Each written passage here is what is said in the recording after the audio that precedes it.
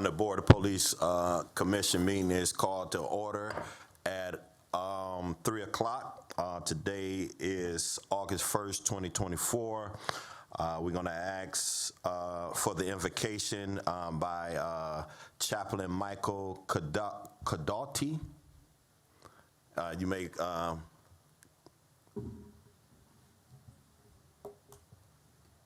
Thank you, sir. Yes. We could be in a moment of prayer as you find your customs allow and permit. Good and gracious God, we thank you for this beautiful day. We thank you for the warmth. We thank you for the sun. We pray that the coming storms this evening will be nourishing to the earth and not detrimental to us and the citizens of this great city of Detroit. We ask, Lord, that you be with us today, your spirit be amongst us, your wisdom flow through us, that the work of this great commission can be done to the betterment of our great Detroit Police Department. I pray for the protection of all that are present here today. I pray for the continued protection of the police department under the leadership of Chief James White. I thank you, Lord, for their sacrifices and services that they provide for us. I thank you for this commission and their service that they provide the citizens of Detroit. I continue to pray for our great city, our state, and our country. Bless us all, Lord, in this meeting that's been conducted and opened in order. May be conducted in order and closed in harmony. It is through your most holy name we pray, and through Jesus Christ, my Lord and Savior, I pray. Amen.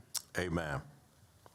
Thank you very much. We don't have a quorum yet, but I anticipate us having a quorum within the next 15, 20 minutes. Commissioner Hernandez had some obligations with his job that he couldn't get out of, but he will be here.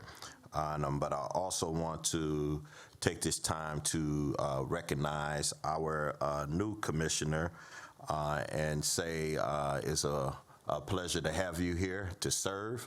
My understanding that you served before, and we really, really appreciate you coming and rolling up your sleeve to be able to serve the citizens of the city of Detroit. So let's give our new commissioner some regards, a warm welcome, and thank you for your service and your commitment to the citizens of the city of Detroit.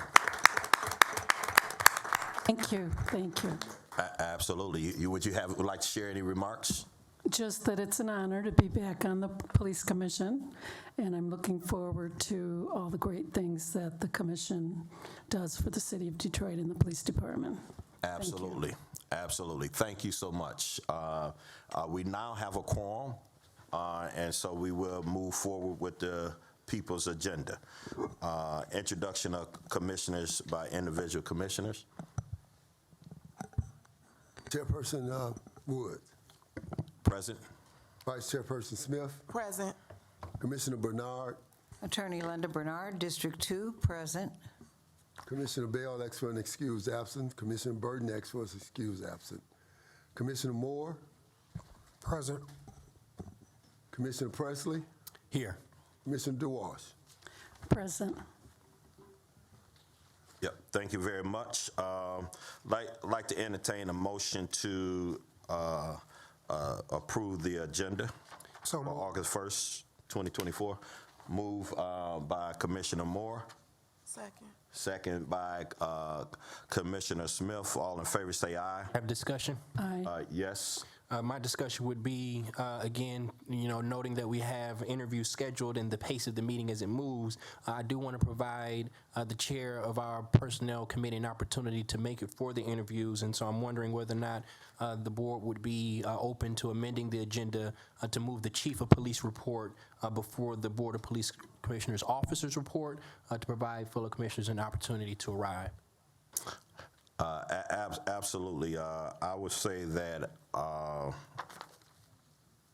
have no objections to that. Mr. Chair, who was the chair of that committee? Commissioner Hernandez. Gotcha, understood. Yeah, yeah. So the motion would be to accept to approve the agenda with the necessary movement of the police commission, police chief report. And so I guess the motion is I'm amending the original motion that we adopt the approval of the agenda, moving the moving the chief of police report prior to the Board of Police Commissioners officers report. Okay. Support.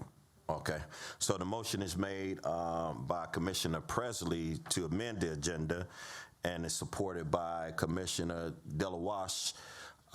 DeWash, thank you. DeWash, thank you. All in favor say aye. Aye. Anyone opposed? The motion is carried. Okay. All right, so I want to entertain a motion to approve the minutes for July 18, 2024. So moved. Okay. Any support? Support.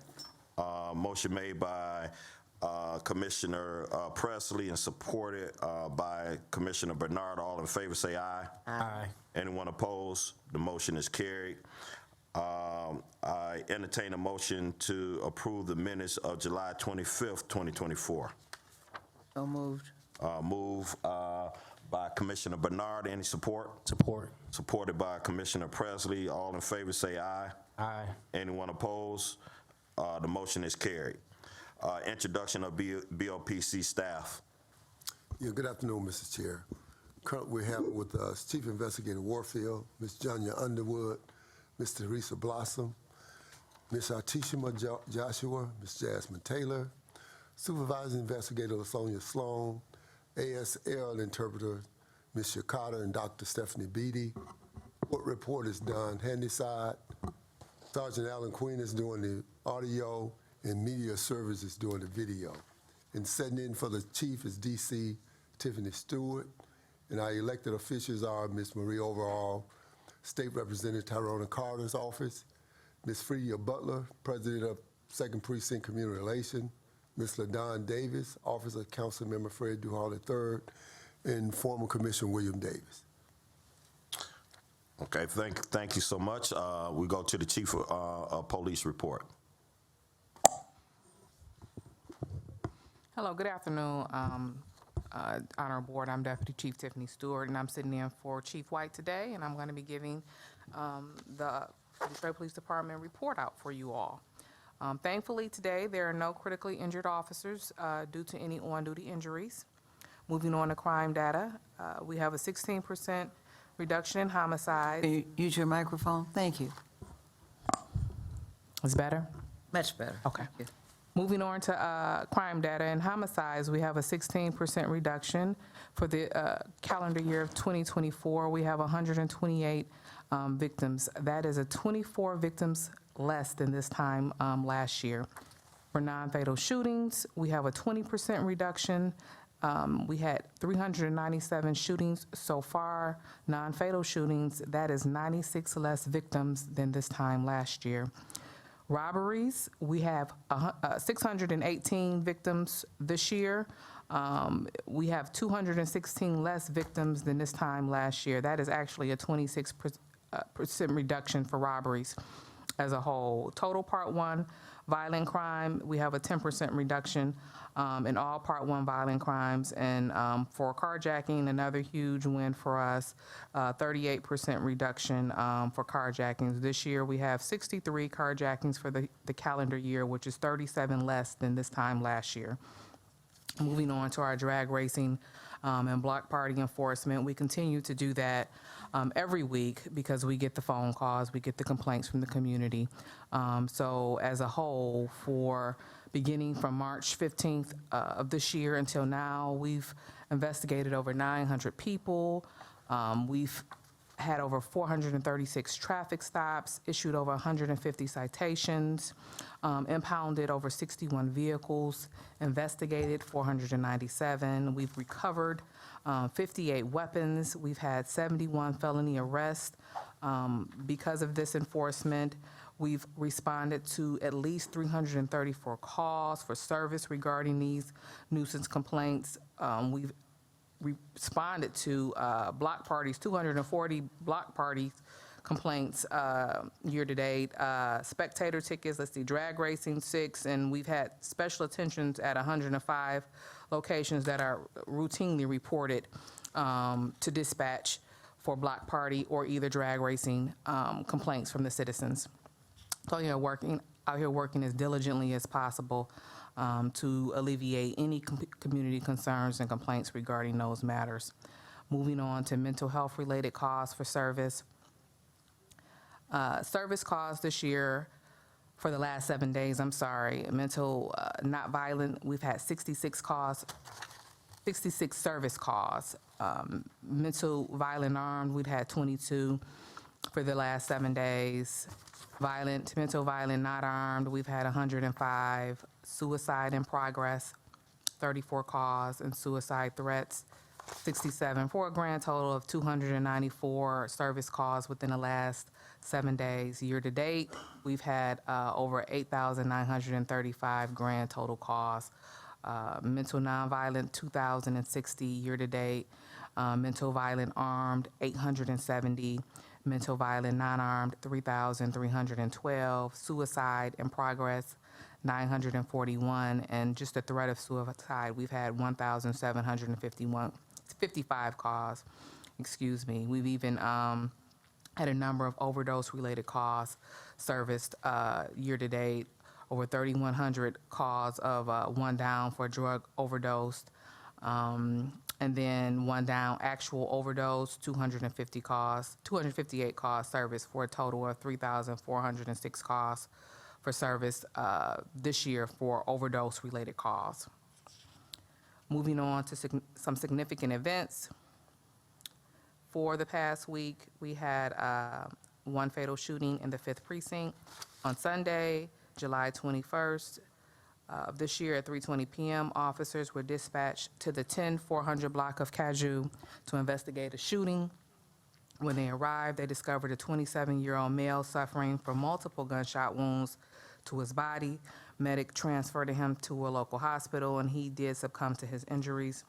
Witnesses on the scene stated that the victim and suspect got into a physical altercation, and the suspect produced a handgun and shot the victim. Witnesses stated the suspect was a resident of the apartment complex and went back into the location after the shooting. A barricaded gunman was declared, and later that evening, officers did successfully take the suspect into custody.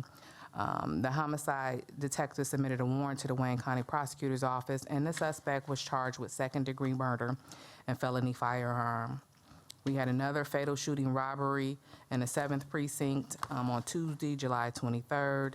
Officers were dispatched to the area of Joseph Campo and Frederick to investigate a shooting.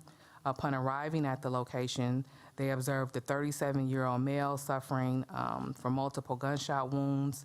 The medic transported the victim to a local hospital where he did succumb to his injuries.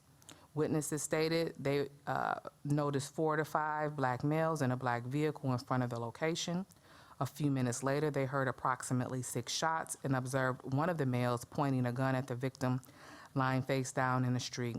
The victim's vehicle was taken during the shooting and later found burned. This incident is still under investigation, and if anyone has any tips, please contact Crime Stoppers at 1-800-SPEAK-UP or Detroit Rewards Television. DetroitRewards.tv. Another fatal shooting in the 7th Precinct on Thursday, July 24th at 10:20 p.m. Officers were dispatched to the 500 block of Shane to investigate a shooting. They arrived and observed the 27-year-old victim suffering from a gunshot wound to his back. He was transported to the hospital where he succumbed to his injuries. Witness stated that the victim was on the side of the building arguing with a known male about a stolen firearm. Witnesses further stated that they heard the parties yelling and then observed the suspect pull out a handgun and shoot the victim. Officers were able to take the suspect into custody. Homicide detectives submitted a warrant to the Wayne County Prosecutor's Office, and the suspect was charged with second-degree murder, carrying a concealed weapon, and felony firearm. And the last fatal shooting, significant incident we had was in the 8th Precinct. It was a domestic-related homicide. A husband did fatally shoot the wife on Saturday, July 27th at 4:45 a.m. Officers responded to the 19400 block of 5 Points to investigate a shooting. Upon arriving at the location, the officers discovered the 53-year-old female victim lying in the driveway with multiple gunshot wounds to her body. Upon further investigation, it revealed that the witnesses called 911 and attempted to help the victim before the police arrived. The suspect, the victim's husband, came out of the house, pointed a gun at the witnesses, and told them to leave. He then shot the victim again.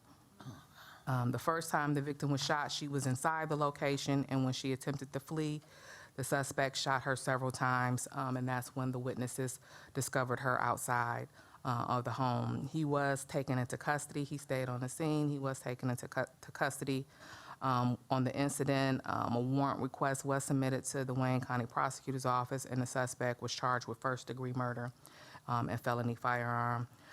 So, you know, just amazing work out here by the homicide detectives, the patrol officers. We got a lot of trauma, obviously, occurring, and just getting on the scene quickly, getting those arrests, and obviously working in partnership with the Wayne County Prosecutor's Office to get charges as quickly as possible on those individuals.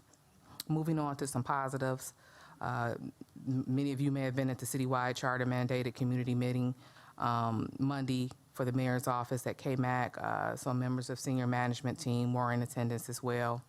On Wednesday, we had a youth scavenger hunt. The NPOs, the neighborhood police officers, and the explorers partnered with the Youth Connection and the Detroit Historical Society for an engaging scavenger hunt.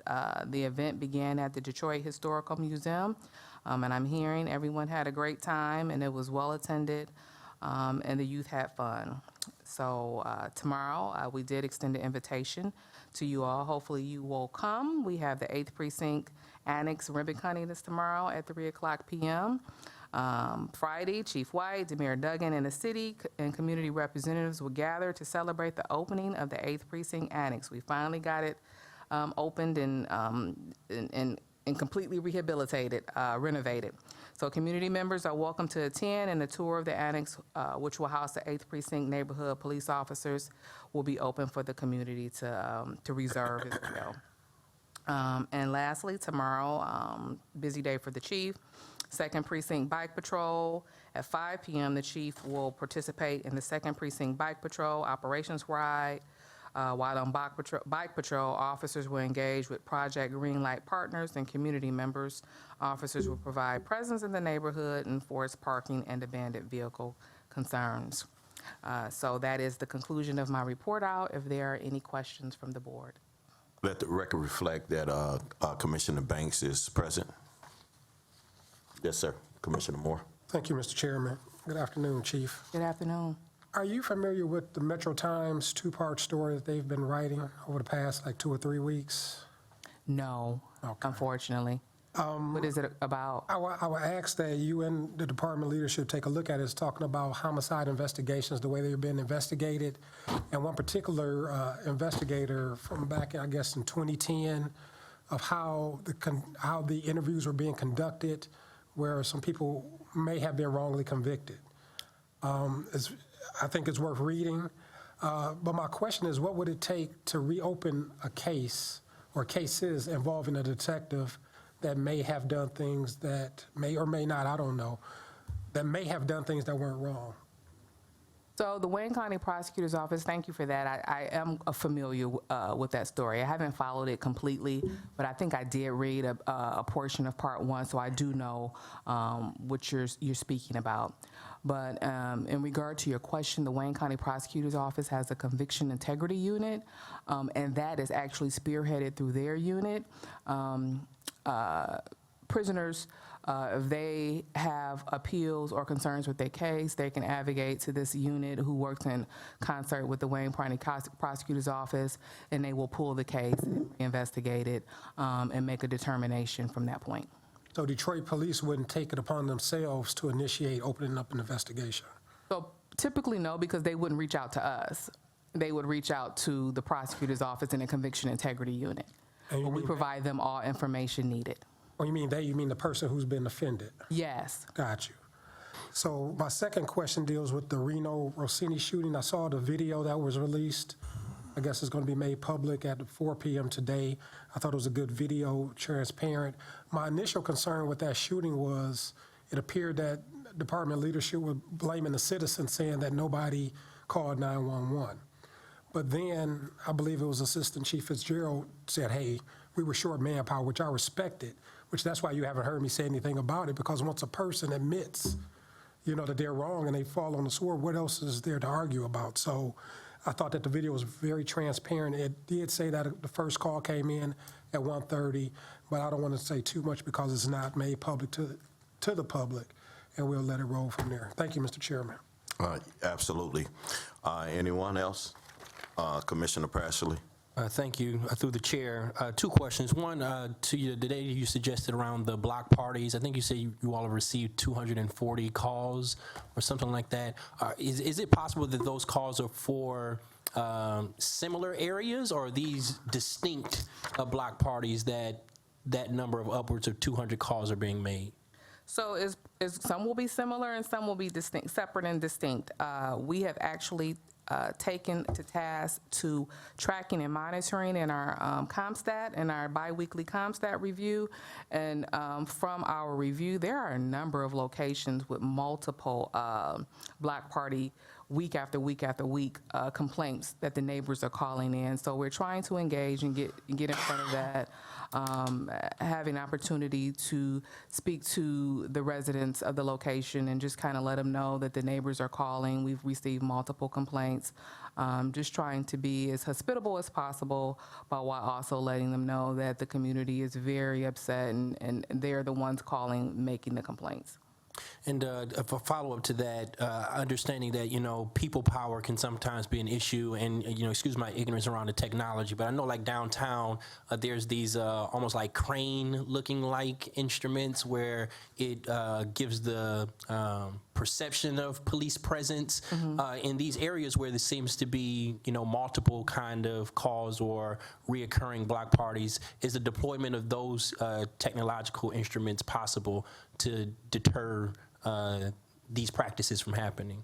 So if we had the ability to have as many of those as we wanted, we absolutely probably would deploy them that way. But that technology is incredibly expensive. I think we only have 4, so we tend to utilize them where there is a major degree of citizens in one small footprint.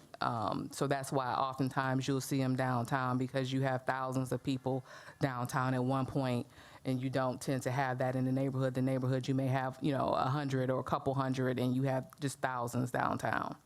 Okay, thank you. And then finally, my last question isn't related to this area, but I'm sure there are, ripple effects that happens across the country when these incidents happen. And I'm speaking about the murder of Sonia Massey, and wondering if there was any kind of conversation, a memo training that happened in DPD as a result of seeing what occurred in Illinois. So we continually, as a department, Commissioner Pressley, we continually as a department try to address the officers. That was devastating to me as a law enforcement officer, as I'm black and blue, as a black woman in society. I thought that was absolutely outrageous. It quite frankly brought me to tears. There was absolutely no reason for her to be murdered, and she was murdered. So with that being said, as the leadership of the department, we try our best at all points in times when we have these stories that trend, when we hear them from other areas of the world, to have the conversations with the officers at roll call, at training, so we can get in front. We have a number of programs. We've got crisis intervention, as you all know, just a number of different programs that we can utilize, peer support that we can utilize in order to assist and hopefully and prayerfully not have any of that type of tragedy occur in our department. Thank you. Thank you, Chair. Yeah. Anyone? Yes, Commissioner Bernard? Yes. Deputy Chief, it's good to see you. My concern is related to the issue concerning the crackdown on block parties and block clubs. Both myself and Vice Chair Smith have had complaints about the department shutting down a number of events in the city of Detroit that were adult annual events, like the Cooley High School reunion that they've been having for the last 30-some years. And what happens is that the department comes out and blocks parking on all the major streets so that the people can't get together. What happens with that, as was communicated to she and I, and she'll speak to it as well, is that these groups, and many of them are class reunions, things like that, people that, are trying to get together again for old time's sake. And they block all the parking. They close off all the parking, let's say like on Woodward Avenue. No parking, no parking, no parking. Or Finkel Avenue or 6 Mile Road. And then the people who've organized it have food trucks coming. They've paid money for these things, all kinds of things that you have when you have a celebration. And they lose their money as a result of our being, quote, overly aggressive with respect to this issue. So I'm calling it to your attention because it is a major concern. There is no reason to prematurely, if you will, block people from getting together or assembling, as you well know. So if you would just call that to the attention of the department, and I don't know, Tamara, if you have anything to add? Thank you, through the chair. I understand that the children or the young adults have made this decision that the department is standing on, and unfortunately, it's one bad apple spoils the whole batch. And I guess one rule applies to everyone. That pretty much is how it goes. And speaking to the Cooley situation, Commissioner Bernard, if I'm not mistaken, they did not apply for the necessary permits beforehand. So we understand maybe the annual event for Cooley that they don't necessarily cause problems, but recalling and remembering that this was right on the heels of the mass shooting that we had. So I do understand the concerns that some of us are simply having fun. For example, if a certain location is having a party and it's indoors, the response or the people should be indoors. What they don't get to do is take over the entire street and the entire sidewalk, because just as you complain about the police officers coming and shutting the event down, and oftentimes we're simply only enforcing laws that are already in ordinances, laws and ordinances that are already on the books with regard to music, loud music after a certain point, illegal parking, things of that nature. But there are just as many people calling and complaining and then chastising us for not being there. So it's a fine line, and I completely understand what you said. Some people are bad apples and some people are good apples, and sometimes those people that are good apples get some of the enforcement that the bad apples get. But our goal is for safety for everyone. And again, we would not have wanted anybody at Cooley to have had a problem, because oftentimes it's not just Cooley people there. It's somebody else from another school or another neighborhood, and problems still arise. We have drinking, we have a number of things going on, and we're just trying to contain it. Well, I do understand your concern. But my concern even goes to, there are only, to my knowledge, 3 nightclubs or clubs in downtown, in Detroit, that are owned by Black people. And this, if you will, sort of super enforcement issue is adversely affecting them and their clientele. There shouldn't be a need for African-American people who are interested in owning a business to go to the suburbs to party or go somewhere. We want them to be in Detroit. They are Detroiters. They have a right to be in Detroit. And so they're entitled to fair and open treatment, and certainly an evaluation after you get there, but not preemptive. That's my concern, a sort of a preemptive move that doesn't happen anywhere outside the city of Detroit, including in, what was it, Troy, where those 8 or 9 people were shot just the week before it happened in Detroit. So I'm just saying, I think there has to be some sensitivity to the issues, because it's not happening with white businesses. It's happening with African-American businesses for some strange reason. So I just wanted to call that to your attention. Okay. Okay. Through the chair, I had another question. So this is something that I have been hearing, that people are saying that you can't have more than 20 people in your residential backyard. That's ridiculous. In a gathering, not really sure. And I know a lot of the adults are complaining that they can't gather or they can't get together. And if it is a multitude as maybe 20, I'm not really sure. But if there is what seems to be a large gathering or assembly of people, then it's shut down. Is there any truth to that? So I have no knowledge about a party of 20 people in the backyard being shut down. Typically speaking, if you're in your backyard and it's your party and you're contained within the backyard, you probably should be fine, so long as you respect the local ordinances. You know, we're not playing the loud negative music at 11, 12, 1, 2, 3 o'clock in the morning. That's when it becomes a problem. Okay, thank you. Okay. Anything further? I would just, echo Commissioner Moore in terms of making sure that the department do pay attention to that article and see if there's any things in there that the department could add to if someone was wrongfully convicted, if someone was mistreated by the police department in terms of an investigation. If you have an officer who conducted themselves in a flagrant way, I think that the department should play a role in communicating with the prosecutor office, because you may see it before the prosecutor see it.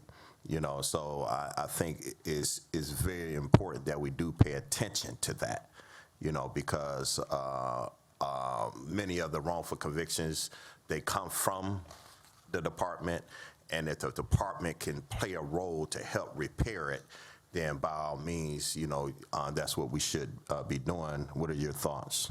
So thank you for that, Chair Woods. So the department is very transparent at this point in time. Oftentimes through the years, we have made a number of improvements on our investigative process, one of which is all interviews and interrogations are audio and video recorded at this point in time. We have a number of different things that we do that is presented to the prosecutors, certainly with the onslaught of so much technology. They also cross their T's and dot their I's as well when we submit these investigations to them. It's not just the police department. This is a three-pronged approach. There's a police department, there's a Wayne County prosecutors, and then there's, you know, a criminal court. But with that being said, the Wayne County prosecutors also expects a certain caliber of investigation from us, and they expect the body-worn camera and interrogation footage and video to make sure that the detainees and the suspects are being respected, if you will, and handled in an appropriate manner. Well, absolutely, in terms of that's where we at now, but those are historical cases that occurred. Always learning. You know, and so if there is something for us to look at, I think we should look at. I think we should audit, you know, the file if there's something arise in these investigations, if you would, you know, to try to, you know, be a partner in correcting the wrong that possibly could have happened. That's the only thing I'm saying, you know. So I get what you're saying in terms of, and I can deeply appreciate the policy committee working together with the University of Michigan as well as with the ACLU and creating one of the strongest identification policies in the country, for sure. You know, but that's something for us to, you know, I think there should be some proactive part as well in terms of looking at it. It may not, nothing you can do about it, but you know, those articles or those things should not just be like, okay, I just read a news article, if you would. I hear you. All right. And so, anything further? I would just say this, Mr. Chairman, just to echo and piggyback off of what you just said. It kind of reminded me of going back to 1984 when my grandfather was murdered, of different investigative techniques that didn't take place at all. And then fast forward into 2023 when the Samantha Wool murder took place, and how different things just didn't happen that the public thought would happen as it relates to investigating certain people. So I'll just leave it there, Mr. Chairman. It's just, when I see things, it's like connected dots, patterns, and practices that I look at. So thank you very much. Yep. And I also want to applaud the Chief for working with us. We vigorously was able to work to be able to get some resolution with those tickets that was written on some of the legal observers. And thankfully that one was dismissed this week, and looking forward to other ones getting dismissed as they go into court. I appreciate the chief leadership on this and working with us on this, Commissioner Bernard and myself, who led that effort to stand on the side of those who were protesting in a constitutional way. And we look forward to working with the department and making sure we work with the Lawyers Guilds, the National Lawyers Guild, to make sure there's an ironclad policy on First Amendment issues. So thank you. Give our regards to the chief for his leadership on that. I will. Yep. Commissioner Hernandez is here. And so we're going to posture ourselves and get ready for our first interview. Our first interview will be with Lydia Garner, and asking Mr. Zacharias to exit the room, and you may come forward. Ms. Lydia Garner Barlow Jameson. Someone will come get you when it's that time. All right, thank you very much. And as he get himself ready, Commissioner Hernandez, I will turn it over to you. Is Mr. Tipton online? Yes, sir. All right, Mr. Tipton. I think you should get somebody that can be present. This is ridiculous. No offense. Yes, Chair. Respectful. Yes, we have Ms. Jameson here, and I'd like to start this interview. All right. Thank you. I'm going to just read a brief statement to the candidate. Again, we thank you for being here. I know a couple of times you were flying in and out, and I truly appreciate you showing up for this interview. We have a total of 6 questions we're going to ask. The board is going to be recording your response, so try to be brief and precise when giving your response. Think of each question. I want you, from questions 2 through 6, I want you to think of a specific situation, the task you had to take on, the action you took toward that task, and then the end result. Let me give you a brief overview of the position, and then we're going to jump right into the Q&A. So as a top-level executive for the Board of Police Commissioners, the Secretary to the Board plays a pivotal leadership role ensuring that the Board's optimal performance in overseeing the day-to-day operations of the organization. The high-impact position involves strategic oversight, executive decision-making at the pleasure of the Board, and maintaining the integrity and effectiveness of the Board's supervisory control over the Detroit Police Department. As mandated by the city charter, reporting directly to the Board, the Secretary to the Board drives the Board's mission to uphold public safety, oversight, and accountability. The role offers a unique opportunity to support the Board's mission in leading the future of public safety oversight in the city of Detroit. That said, ma'am, are you ready? 1 second through the chair, just to clarify, there was a motion passed the last time we had interviews that suggested that when these would be rescheduled, that the only scores that would be considered will be those who also sat through the interviews of the first 3 candidates. If there is an opportunity, acting secretary, that you can read who those are, just for the matter of the public and for my colleagues to be noted whose scores would be considered. Commissioners Moore, Commissioner Bernard, Commissioner Wood, Commissioner Smith, Commissioner Presley, Commissioner Hernandez. Thank you. Proceed. And through the chair, I just want to give one instruction to the Board. If you see a candidate writing or or looking down, they're probably looking at their resume, taking notes on the question. Sometimes during, even in-person interviews, we allow individuals to jot down notes on the question so they can reflect back to when giving their responses. So I just want the board to be aware that if you see someone looking down, basically they're probably trying to capture the question as I'm reading it and then preparing their response as well. Yes, All sir. right, with that being said, the very first question. So briefly explain how your previous experience and education have prepared you for the position.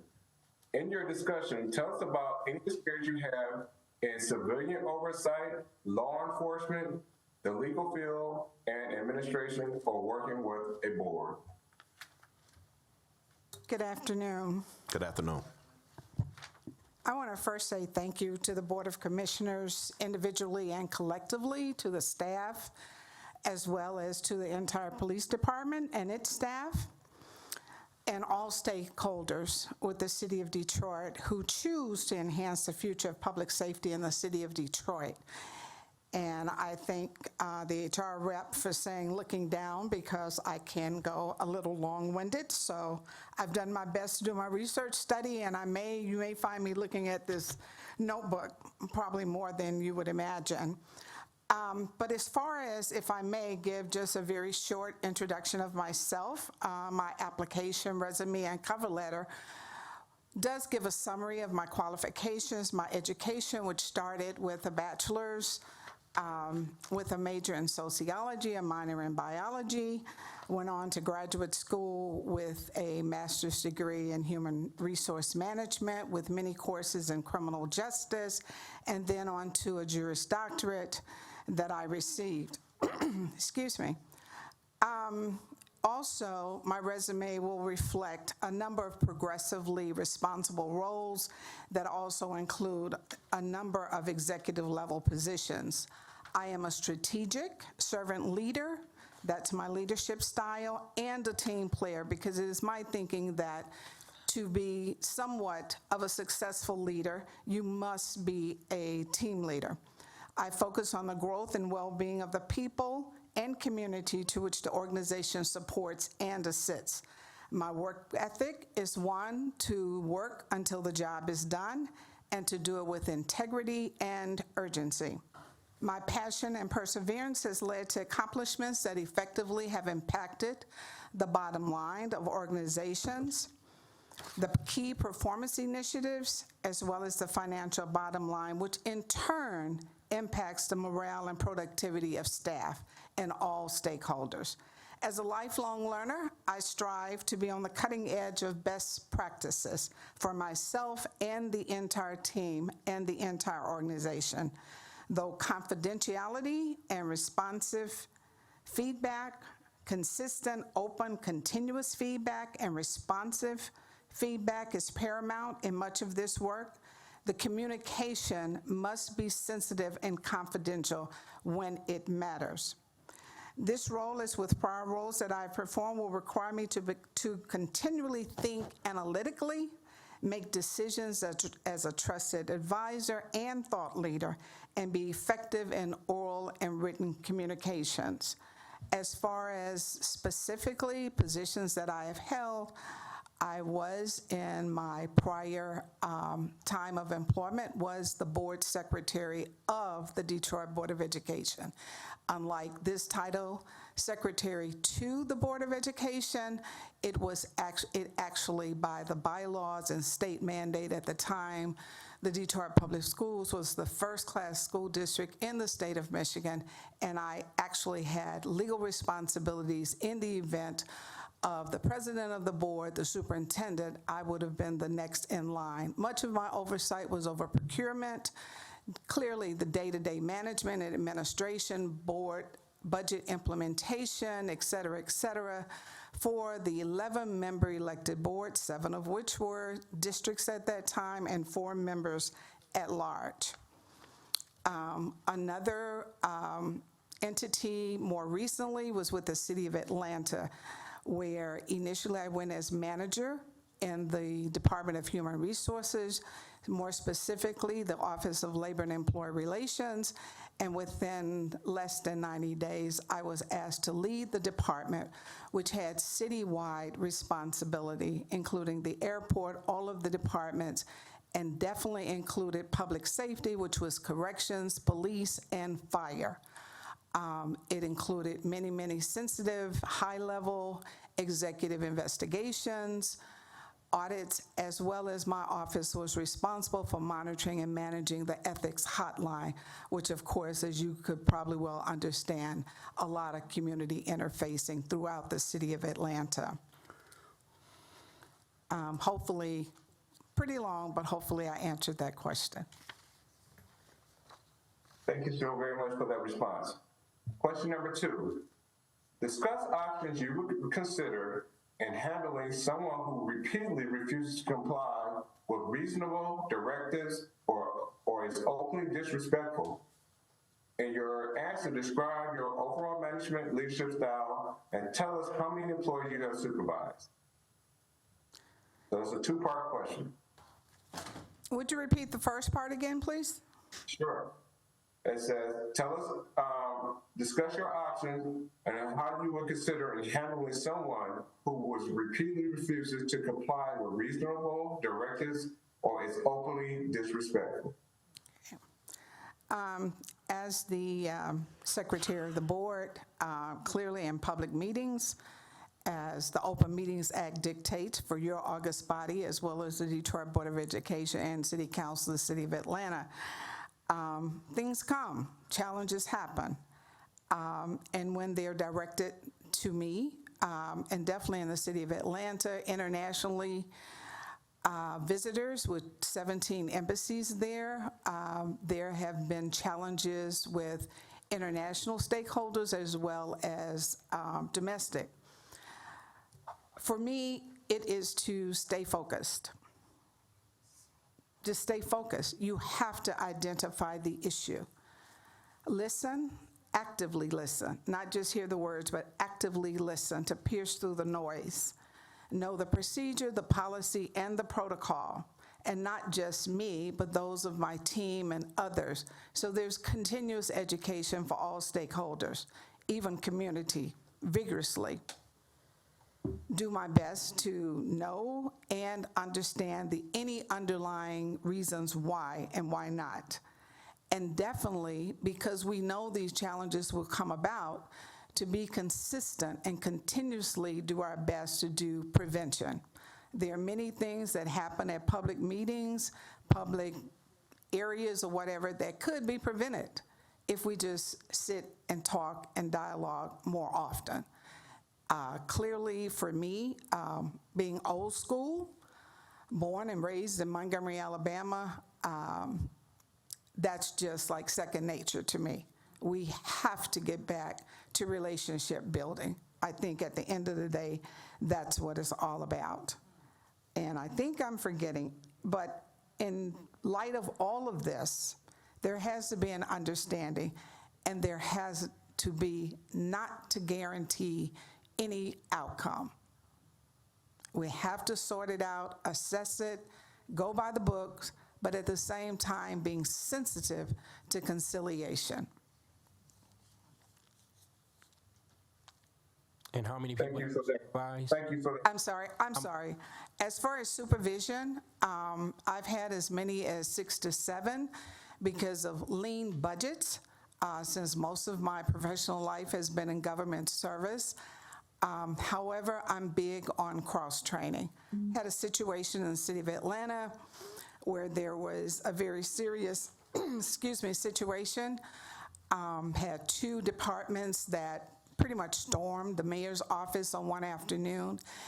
And fortunately, because I had built to cross-train employees, so indirectly 6 to 7, but as many as 40 plus at any given time, because my responsibilities in most situations have been district-wide with the school district, citywide with the city of Atlanta, and then more recently with the water department here in Detroit, directly 20 plus, but seasonally augmenting Return to Citizen program that I initiated with the approval of the leadership and the board of Board of Commissioners. We augmented it, and so at any given time, it could grow from that 6 to 10 normally, but seasonally, it might, with interns, et cetera, go up to maybe 40, 45. Thank you so very much for that response. So question number 3. Oftentimes we are, can everyone hear me? Yes. Okay. Oftentimes we are placed under pressure or have conflicting demand for our time at work. Multiple projects due at the same time, 2 or more people require our time or assistance, 2 or more requests to complete a project differently. So give us a situation or a specific time when you were under pressure and experienced conflicting demands at work. For me, understanding this position as some of the other positions that I've been fortunate enough to perform in, there's the board, there's city leadership, there's the mayor, there's the city council, and there's our beloved community. There's also staff, not just the staff for the secretary to the board, but there's the chief investigator staff, and there's the police department with its staff. Everybody at the same time. Being in employee relations for 15 plus years, we often characterize it as the emergency room, ER. So you've got triage, you've got folks just maintaining well-being, you've got crying children all over the place. So for me, it's become second nature, thankfully. And that's why I think I'm uniquely fit for this position. Again, breathing, but doing that beforehand work. Cross-training, lean budgets, and I'm going to refer quickly back to the situation I sort of approached a bit ago. The Department of Public Works, together with the Water Department at the City of Atlanta, everybody was bent out of shape because of a couple of managers. Literally, the mayor's conference room was shoulder to shoulder, standing room only. Something had to happen. The commissioner of HR was in there, mayor's top leadership, et cetera, et cetera. We had heavy equipment parked around City Hall on that afternoon, so we had to get to work. Clearly, once everything settled down, of course, you know what was promised. We're going to investigate. Well, who's going to do an investigation but HR and definitely ER? I didn't even have 7 people on staff, and that included clerical. There was no budget to expand there. Thankfully, because I had started months ago cross-training many of the HR business partners for investigations in their respective departments and divisions, I was able to bridge and bring together a staff of about 15 persons who I had honed in on their skills months before, weeks before. So for me, I guess as a mom, being the primary caretaker for my mom for 17 and a half years, even though she's transitioned on now, I have learned to prepare and to be ready. And maybe it comes from being a Girl Scout many, many moons ago. But having that in my toolbox to make things happen, regardless of money, is not an excuse. We have to take care of our people, our staff, and the community as a whole. And Detroit, like Atlanta, internationally and domestic, we have to get the job done. And I'm up for the challenge to get the job done, whatever it takes. Needless to say, we conducted this investigation, which caused us to be at 4 to 5 different locations. Then on top of that, we were given a mandate to do the investigation, do a report, and have it on the commissioner's desk so she could take it to the mayor in less than 21 days. We met the goal, and fortunately and unfortunately, it resulted in a number of terminations, but the morale and the productivity of the staff went up, and we moved forward. Thank you so very much for that response. So, question number 4. Tell us about a time when it was necessary to respond or interact with someone who became verbally abusive or may have been difficult to communicate with? If you have never encountered that situation, how would you respond? And I know I may sound like a broken record now, but And that's okay. If you have a specific situation when that happens, please speak to that. exactly. I'm reminded of when I first was in the audience awaiting approval and a vote on being the secretary of the board of the Detroit Board of Education. Not being from Detroit, as I said earlier, born and raised in Montgomery, Alabama, did my college work in Alabama, law school in Alabama, and first marriage brought me to Michigan. However, I was given notice of the position, and my name, character, you name it, was drugged. So it's been a personal experience. And I know it happens not just with me, but we see it on a national scale right now in our national politics. So it's like that old thing, what is it? Words don't break our bones. And if anything, it strengthens us and moves us on. And when you're confident in what you've experienced, and I'm one, they're in my home, and I've done best to teach it to my children who I've raised in the public schools here in Detroit. There are no big I's and there are no little U's.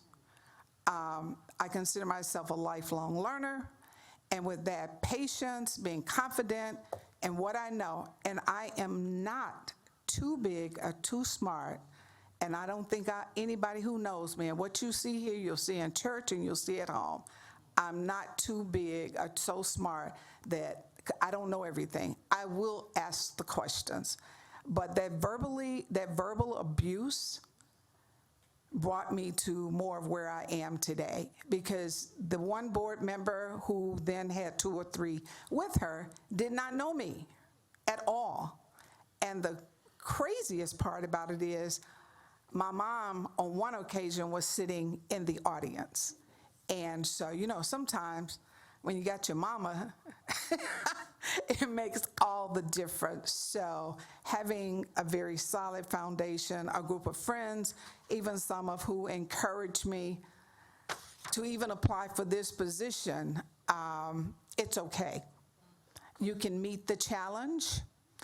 You can pick up and get nuggets from board members individually, collectively, other community supporters who are here for the real deal, and you move forward together, because you can't do this alone. All right, thank you for that response. All right, what do you believe is the best way to manage expectations? Excuse me. Bless you. To manage expectations of many different stakeholders. Excuse me. Explain the previous experience and how you or your organization went about meeting the needs of the internal and external entities. Probably most recently, when I did about 1.5 years, almost a couple of years with the Detroit Water Board as their HR person. Of course, when the water department was bifurcated, many of the HR personnel did exodus to the authority, et cetera, and I was given the opportunity to lead HR and stand up the HR department. It took work, and it's going to take work here with this position, building the team, unifying the team, individually, collectively. I'm sorry, I lost my train. I apologize. Would you say that real quickly? Sure. What do you believe is the best way to manage expectations of many different stakeholders? Got it. Okay. So, number one, you have to understand who are the players, who are your stakeholders, internally, externally, and who may become a stakeholder. That's number one. You must know the vision, the goals, and objectives. And then you have to do the grunt work to align everybody with the vision, the goals, and the objectives. Whether it takes sit-downs with staff, whether it takes sit-downs individually with board members, with board members in committee, with staff, with the departments, city departments, police department, clearly, priority-wise, making sure everyone, whether they disagree or not, once it's agreed, this is the vision, and these are the objectives, and these are the goals, that's the playbook, and that's where we start, and that's the foundation. And at that point, everybody then will understand how we get there. Now, we're gonna shove down anybody's throat how to do it.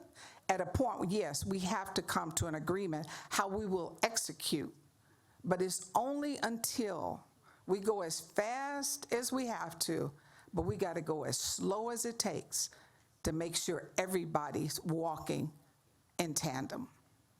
With that, the expectations spelled out, making sure everybody understands, and there, as we all know, there are things to ensure that everybody is understanding what the rules are, and at that point, we're then called upon to execute and implement so that we can achieve our goal. At the at the water department, when I walked in, there were a number of KPIs already on the table. And at a point, I was charged to monitor and manage those KPIs. And it was a weekly thing. So that continuous, consistent, responsive feedback, not just coming in with a 2 or 3 liner, but I'm talking about real nitty-gritty feedback on what you're doing, not some generic, oh, we looked at that. No, what are the numbers? Because at the end of the day, we have to show, the data has to show what has been improved along the way. All right, thank you for that. And this is our final question. What are some best practices and emerging trends that you would use to employ with the civilian oversight standards to comport with national best practices and recommendations regarding civilian oversight of law enforcement? Well, when I first started, I've known about the Board of Commissioners ever since I've been in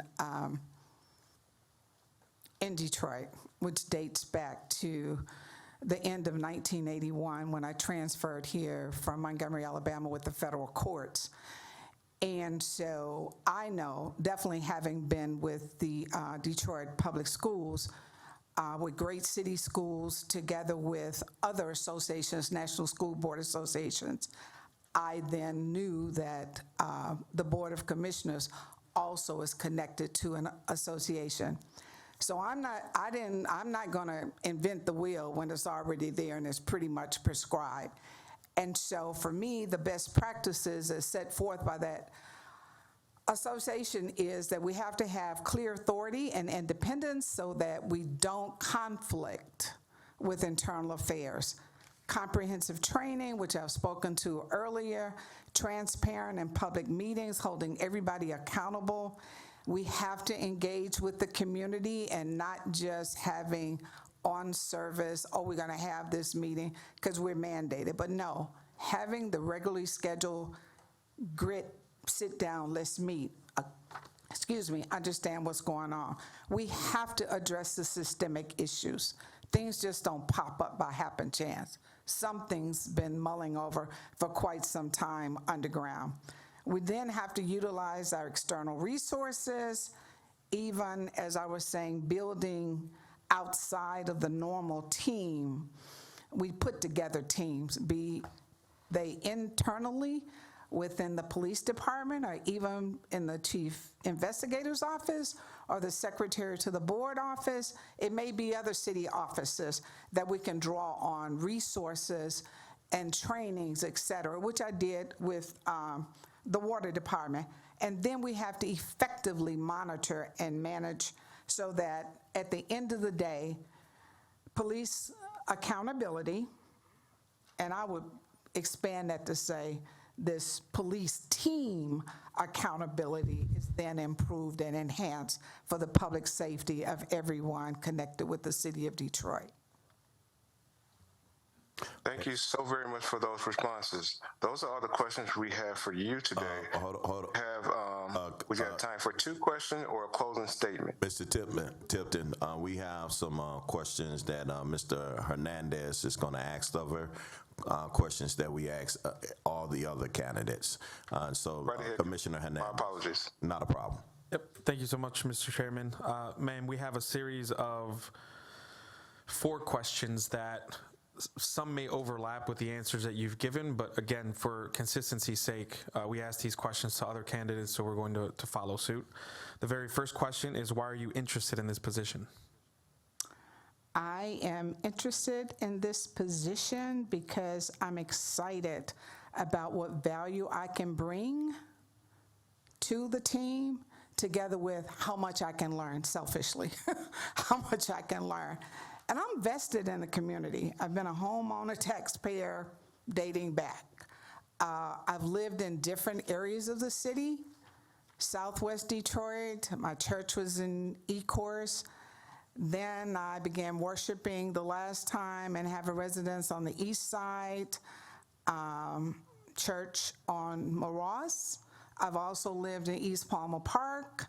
My children went to school in Northwest Detroit. I won't name in case there's some athletic rivalry in the room.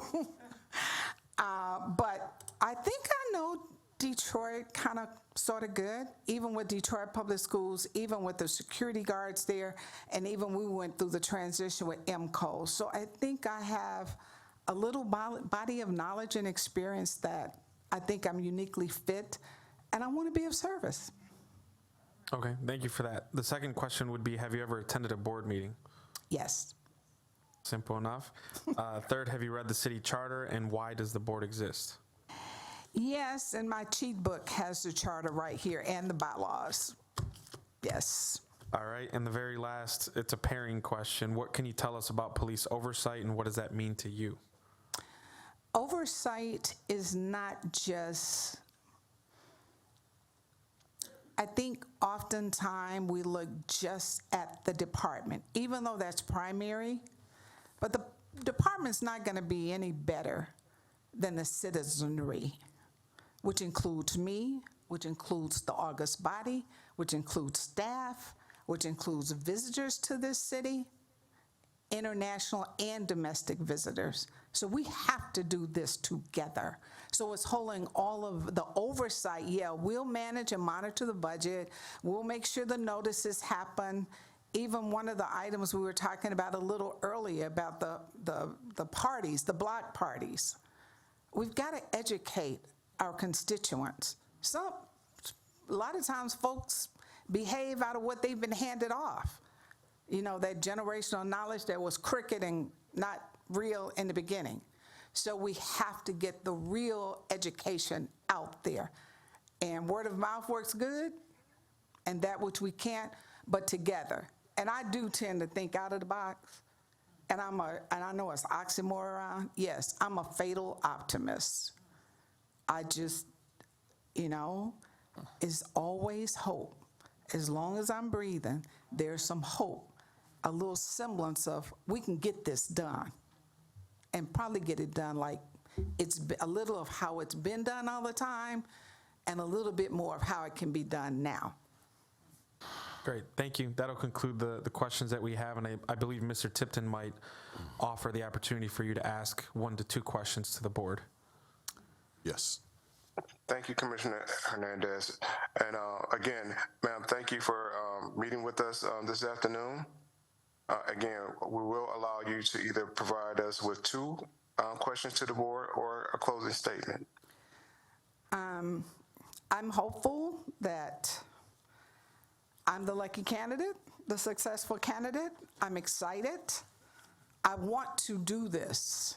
I really want to do this, to become a member of the team.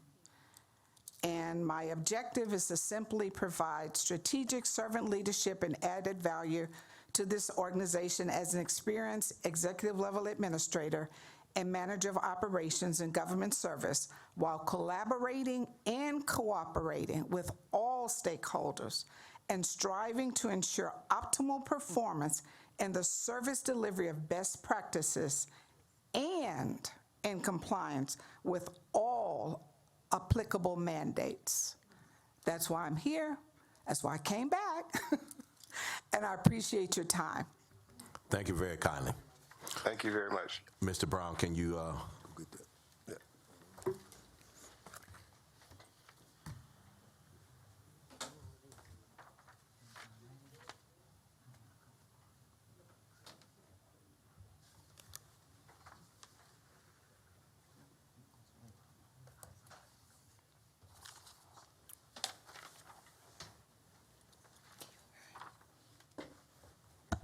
Mr. Chair, yes, sir. thank you. Just in the interim, as we're transitioning, I will remind everyone that the top 5 scores or the first 5 questions are going to actually be scored. I know there's a little bit of confusion with the sheets, but to remain consistent with how we scored the previous candidates, it's only the top 5 questions that we're scoring. All of the additional questions that were asked, you can for sure embed into those top 5. So add your feedback to those top questions. Thank you kindly. Mr. Tipton, Mr. Zacharias is seated. We may proceed. Thank you, Chairman. Again, welcome, sir, to the interview for the Secretary to the Board of Police Commissioners. We have about 6 questions we're going to ask you today. For questions 2 through 6, we want you to give us a specific situation, the task you took on, the action you took toward that task, and then the end result. I'm going to read you a brief statement in regards to the Board of Police Secretary, and then we're going to jump right into the Q&A. As the top-level executive for the Board of Police Commissioners, the Secretary to the Board plays a pivotal leadership role ensuring that board's optimal performance in overseeing the day-to-day operations of the organization. The high-impact position involves strategic oversight, executive decision-making, and decision-making at the pleasure of the board, and maintaining the integrity and effectiveness of the board's supervisory control over the Detroit Police Department as mandated by the Detroit City Charter. Reporting directly to the board, the Secretary to the Board drives the board's mission to uphold public safety, oversight, and accountability. The role offers a unique opportunity to support the board's mission in leading the future of public safety oversight in the city of Detroit. With that said, we'll start with question number 1. So briefly, explain how your previous experience in education has prepared you for the position. And in your discussion, tell us about any experience that you may have in civilian oversight, law enforcement, the legal field, or in administration, or working with a board. Yeah. So I recently graduated with my master's in public administration, which is directly relevant to this role. And I have a lot of past experience working with different boards and committees. Throughout my education tenure, I have served as secretary and treasurer of different boards, such as the Public Health Club, or Public Administration Club, and the Healthcare Administration Student Organization. I've also been a secretary to my department's, my current job, their DEI committee, for a little over 4 years now. So I have a lot of experience working with boards and committees. All right, thank you for that. Question number 2. Discuss options you would consider in handling someone who repeatedly refuses to comply with reasonable directives or is openly disrespectful. In your answer, describe your overall management leadership style and tell us how many employees you have supervised. In my former capacity as an assistant manager at Starbucks, I supervised 25 to 30 employees, about 8 to 10 of those at a time, but had overall oversight for 25 to 30. in regards to how to handle a situation like that, I would say, of course, starting with patience, empathy, and trying to meet people where they're at is an important first step. But after repeated refusal or insubordination, I think it's important to pull the person aside and talk to them and get a better understanding of where the conflict is coming from, perhaps trying to address what barriers there might be, and seeing what the challenges are for that person to comply with the request, and then troubleshooting from there. Thank you for that response. Question number 3. Oftentimes we are placed under pressure or have conflicting demands for our time at work.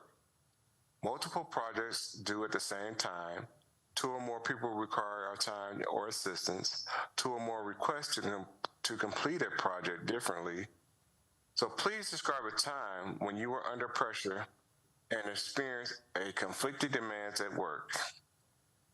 Yeah, so throughout my education track, I've always held full-time employment. So I'm very familiar with having conflicting demands and having to multitask and prioritize different things that have competing deadlines.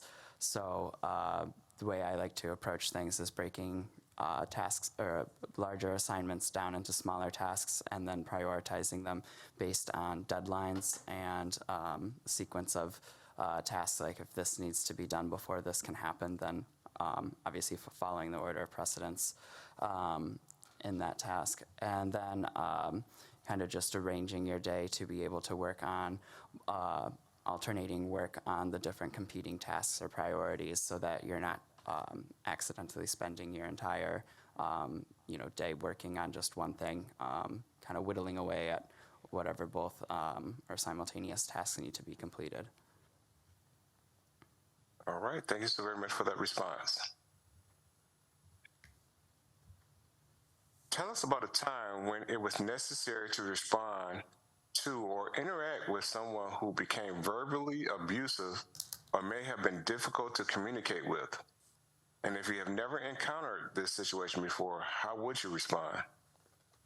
Yeah, I would say I had plenty of instances like that working at the University of Michigan Hospital as an inpatient unit coordinator. I was responsible for receiving and handling visitors, family, friends, and the such. During the first wave of COVID, when all the visitor restrictions were put into place, there were understandably a lot of frustrated, angry folks that just wanted to come to see their loved ones.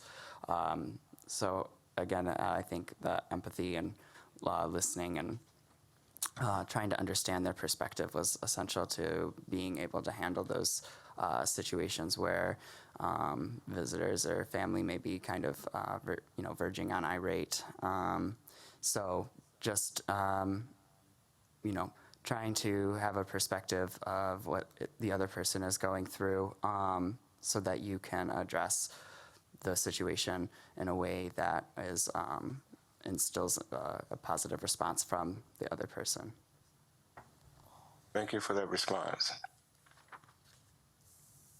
And this is a 2-part question. What do you believe is the best way to manage expectations of many different stakeholders? That's part 1. Part 2 is explain a previous experience you or your organization went about meeting the needs of the internal and external entities.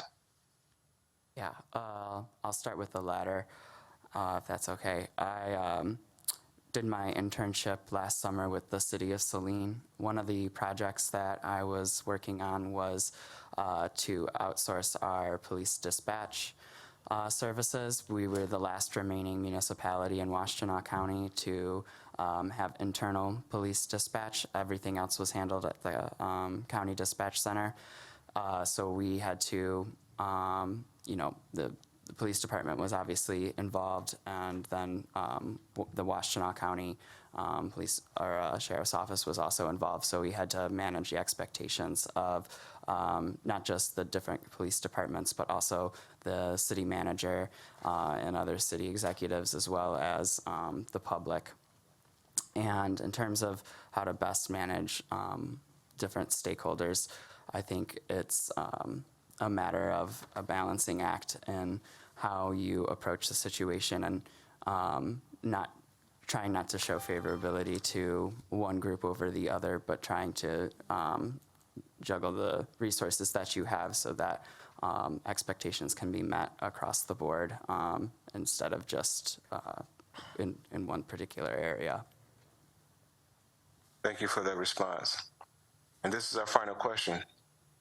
What are some best practices and emerging trends that you would use to employ with the civilian oversight standards to comport with national best practices and recommendations regarding civilian oversight of law enforcement?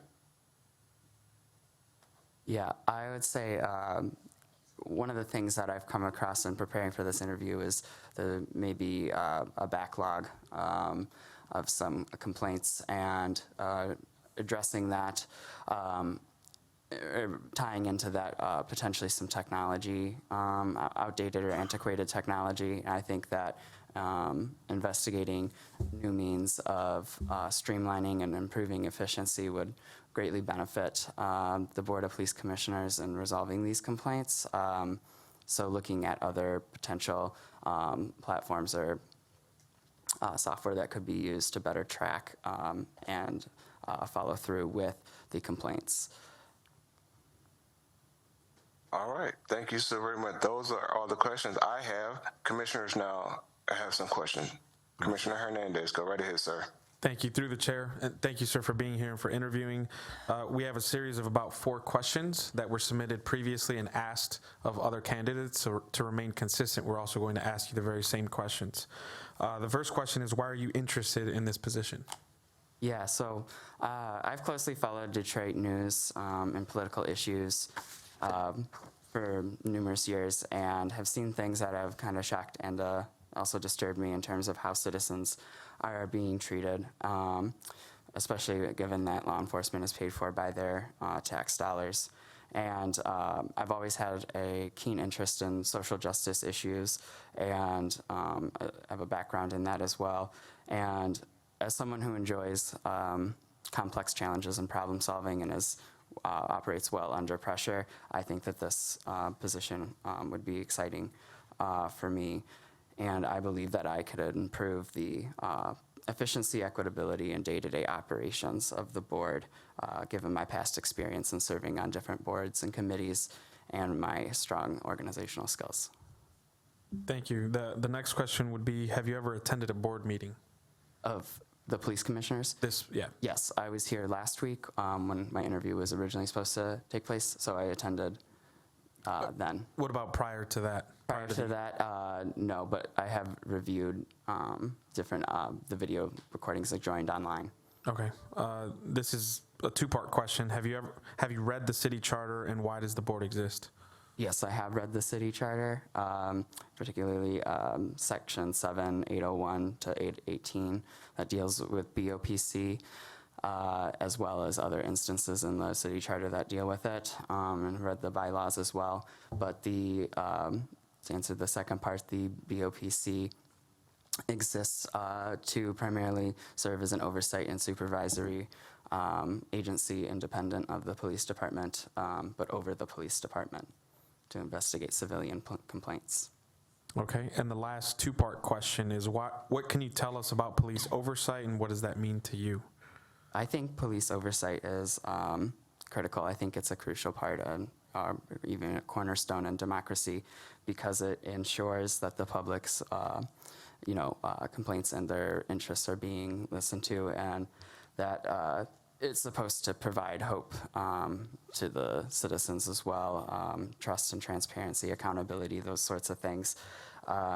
So having an independent and impartial agency that looks out for the best interests of the civilians and handles their complaints on their behalf is integral to protecting our freedoms, our constitutional rights, and our legal protections.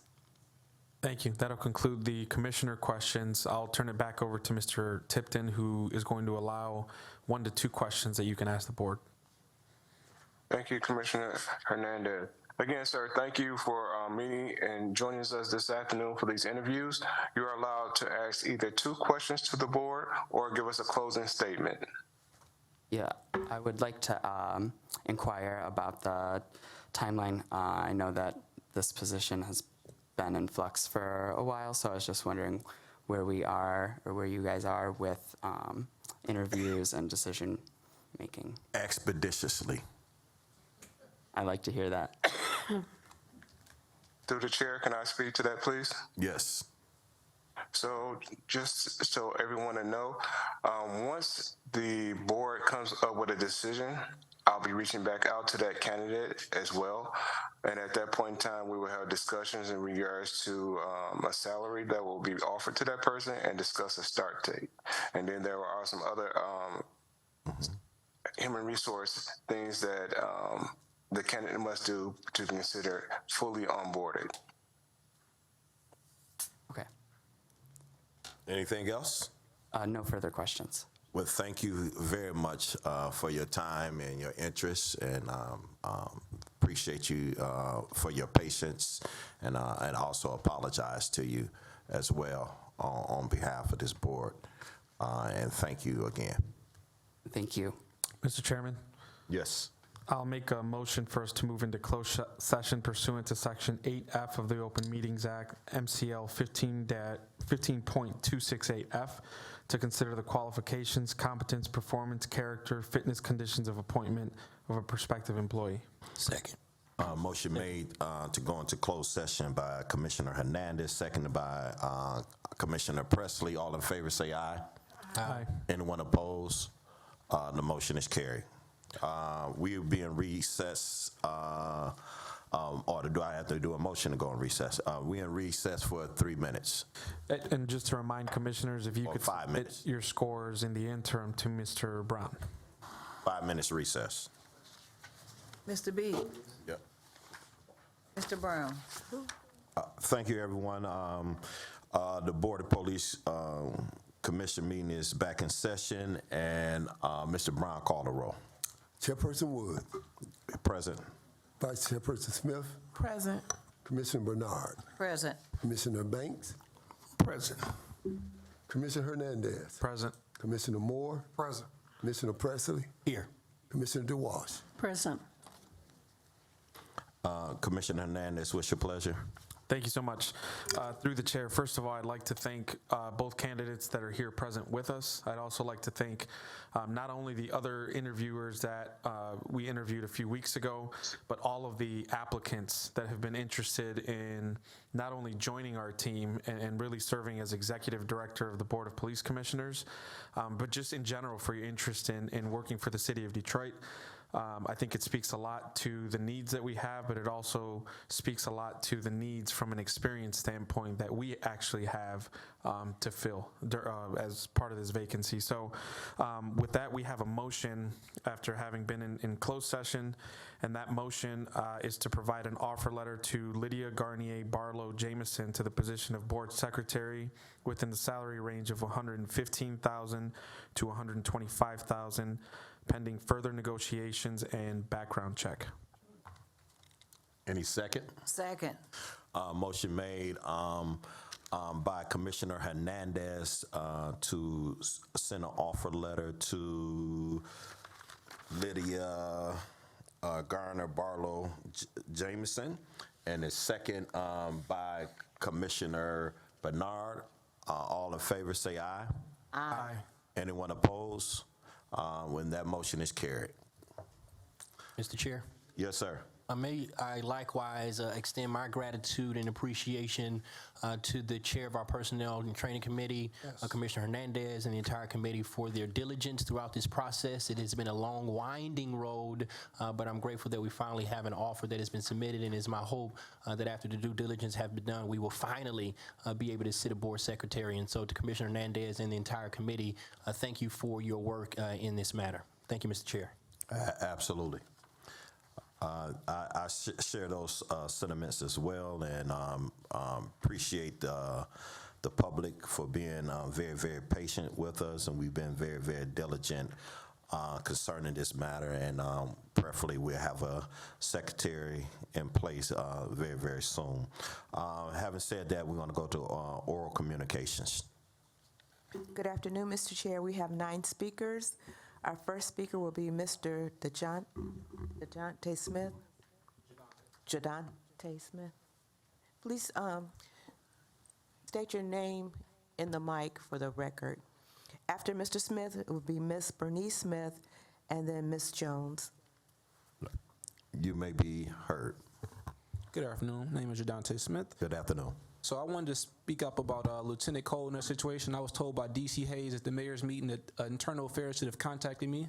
I have not been contacted by Internal Affairs. I don't know who should follow up about that, but somebody should. Also, there's a very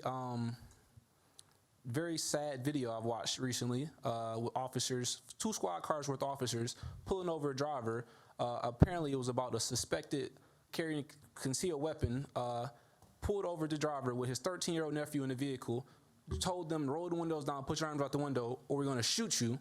Put your arms out the window, roll the windows down, or you're going to be shot. That's unacceptable for a department. Also, I'd like to talk about, there was an officer named Sergeant Kewan Anderson, a part of that situation. I'm going to be looking into that. Also, I want to talk about the 7th Precinct. The 7th Precinct has a lot of officers who are not doing their jobs correctly. There's a Detective Binion there who I filed a complaint about from 2022 who assaulted me, threatened to arrest me after I tried to make a police report inside the station. Also, there's Lieutenant O'Gorman, who's he's a training lieutenant at the training facility, and he also was a part of Metro. He was there today. Lieutenant Cole got suspended. He watched Detective Binion assault me and act unbecoming, an escalated situation that didn't need to be escalated, and did nothing. So we have lieutenants, multiple, not just Lieutenant Cole suspended, all the other lieutenants who are seeing bad officers, bad actors, and not doing anything to talk about them. Also, we have a Sergeant Lord at the 7th Precinct who detained me for lawfully and legally recording him during an investigation, which the First Amendment right, apparently officers understand what the First Amendment right means. You have the right to record as long as you maintain a safe distance. If you're at least 10, 15, depending on the situation, 10, 15 feet away from the situation, you have the right to record. So the 7th Precinct needs to be looked at. I don't know what Commander Gianquantro is doing, but his officers are terrible. They need to be looked at. Also, Sergeant Dowdy, a homicide is very terrible. He needs to be looked at, and there's a complaint filed against him as well. All right. Through the chair. Yes. The video that you said that you saw, I don't know of your willingness to share that with OCI so that it might be investigated. I'm going to send it's going to be on the news probably today. Thank you. All right. Thank you. Are you familiar with that, Deputy Chief? No, absolutely not, per the chair. All right. Thank you. Why is so far away from You may be heard. Good afternoon. Can you talk in the mic, please? Oh, sorry. Thank you. Thank you. Good afternoon. Good afternoon. My commissioners, and welcome you back to work again. I'm so glad to see you, my baby. I'm going to be very brief. I happened to go to family reunion down in Memphis, Tennessee. And the things that I heard about Memphis, but then again, I heard the report here today, so I can't say too much about it. But I will tell you this.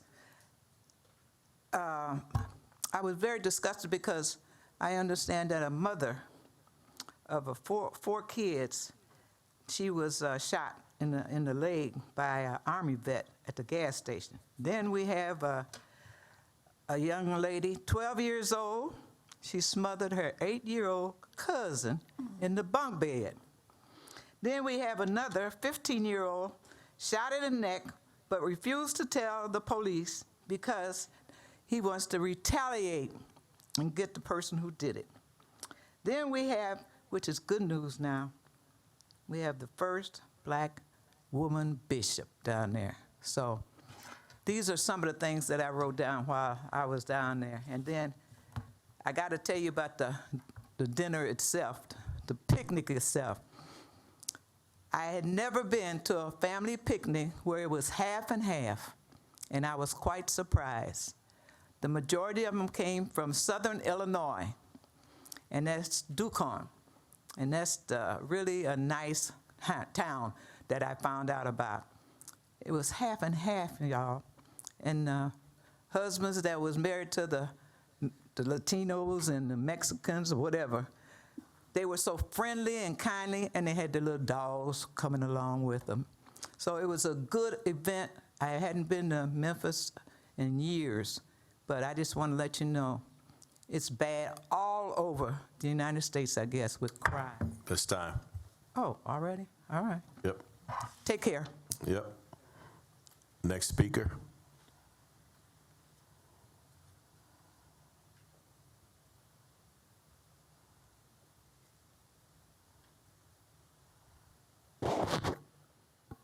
May be heard. Hi, my name is Sakina Jones. I'm here because of my neighbor. I'm being. Can you speak up a little, if you don't mind? Thank you. I'm being harassed because I choose not to communicate with him. This guy happens to be a Detroit police officer, and there's been a series of things going on since before the beginning of the year. He's been entering my home. I do have a alarm system, and for some reason it's not detecting this guy entering my home on several occasions. And for whatever reason, this stuff did not start until after I chose not to speak to him. For whatever reason, he knows when I'm leaving, he knows when I return. He's there in my face at 12 o'clock at night for some reason, even. He has ran cables inside my home across the suspended ceiling, connecting to my internet, and all this kind of stuff that's going on. This is unnecessary harassment for whatever reason. I don't know what to do at this point. It's just myself, a single parent. My husband passed away in 2020. Me, 2 girls, and a little small dog. And I keep getting these burglary alarms, and there's nothing that's happening. I went to the police station at the 5th Precinct. When I entered the door, the police officer met me at the door and told me I should go home and call the police. I'm here at the police station. That's unacceptable to me as a citizen of Detroit. I don't feel I should have to move just because of this situation. I should be able to stay in my home and feel safe. I don't feel safe in my home. Entered my home 4 o'clock in the morning, burglary alarm, came in my house, switched on my kitchen light. He's doing stuff to let me know he's been in my home. He keeps entering the house. Undetected, I asked the alarm company. They can't give me explanation how this guy is getting in my home sometimes, and the alarm doesn't even go off. So I'm not safe in my home, and I don't think that's fair. That's your time. We got OCI here. Have you made filed a report with OCI yet? I just spoke to someone at.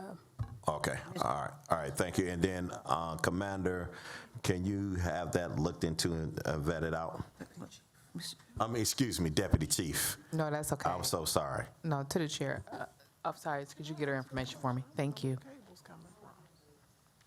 Yeah, also, can you report back to us on that? If she hasn't already filed a police report, can the office of the chief report back on her complaint? Yep. She's obviously frightened. All right. Thank you. Thank you, Mr. Excuse me, ma'am. Commissioner Smith would like to ask you a question. Excuse me, ma'am. When you stated cables are running through your ceiling. Where are they coming from and to? It was the first one that was ran. He's actually done it twice. Microphone. He's actually done it twice. The first one I disconnected was Saturday, and he's done it again yesterday. No, I'm asking, like, what do you mean? Like, where are they connected to? Where is it coming from, and where is it connected to? The first one, he ran between my central air cable. He ran it through, and it went through the suspended ceiling in my house and connected to my internet cable. I disconnected that one. He ran another one across the ceiling, drilling, and connected to the outside to my internet cable also. Where is it coming from, though? Where is the connections? One is to the internet. Where is the connection coming from? All right, last The question. connection came from outside of the house. He drilled through the hole in my bricks. He broke the bricks outside of my house. Okay. All right, thank you kindly. Thank you, ma'am. Yep. Next. Our next speaker will be Mr. Jackie Hunt. After Mr. Hunt, Minister Eric Blunt and Ms. Rella Landfair. Then we'll go into Zoom. All right, thank you. Hi, hello. Hello, you may be heard. My name is Jackie Hunt, and I am the owner of these 3 move your vehicle or we will tow it because it's abandoned. Some of you already know that. So far, I have gotten no more of these, and I thank whoever has stopped it, but I'm still looking out the window every morning, afternoon, et cetera, et cetera. I went to the Michigan State site to try to find out,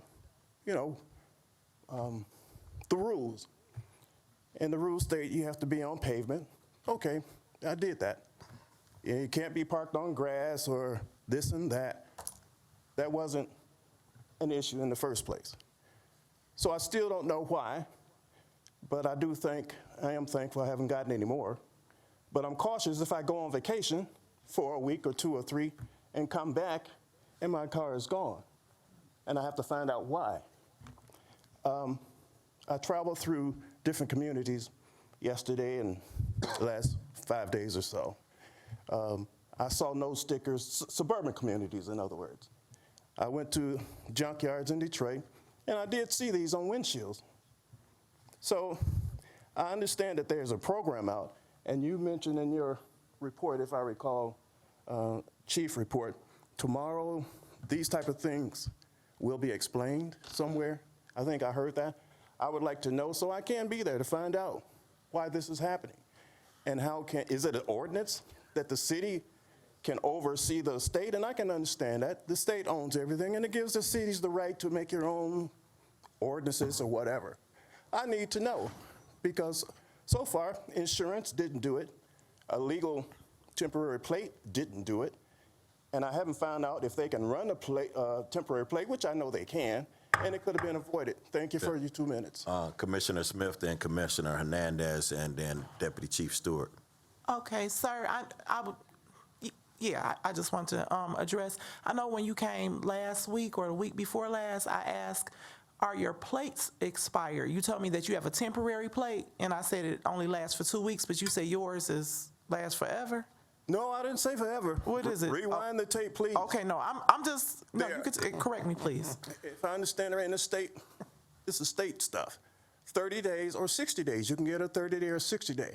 Temporary plate? Yes. So are you continuously getting a temporary plate over and over? Well, I don't know if that's the issue or not, but if I can do it and it's legal and it helps my pocket out, then I will, if you understand what I mean. I see. So I was just thinking that maybe if you have a driveway that you can park in your driveway, or maybe just get a permanent plate, and then that will probably solve the problem of you keep getting an abandonment ticket. It should be that way, but yeah, I'm sorry. I can't buy that. Okay, thank you. Commissioner Hernandez. Thank you. Through the chair, I would just caution this body from providing any kind of advice or solutioning. That's not what we're here for. We are here to triage the concerns of Mr. Hunt, obviously. So I would actually defer to Deputy Chief. So through the chair, I'm Deputy Chief Stewart. So it looks like what you have, and without me being able to read them and just listening to you, it sounds like your vehicles have been ticketed on private property for private property impounds. Is that what has occurred? On the street in front of the house, at the curb in front of my house. So Detroit Police Department does tag vehicles for abandoned vehicles. Also, municipal parking is also in the residential neighborhoods as well, placing stickers on vehicles that are determined to be abandoned. And the sticker is a notification. There's the Department of Administrative Hearing that you're typically given a court date from, and you can go to the Department of Administrative Hearings for adjudication on your case. Can we talk afterwards? Yes, we absolutely can. Written it down. Absolutely. Thank you.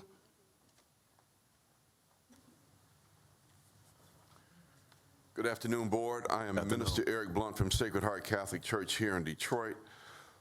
I'll ask for a moment of silence for the Algier Motel massacre.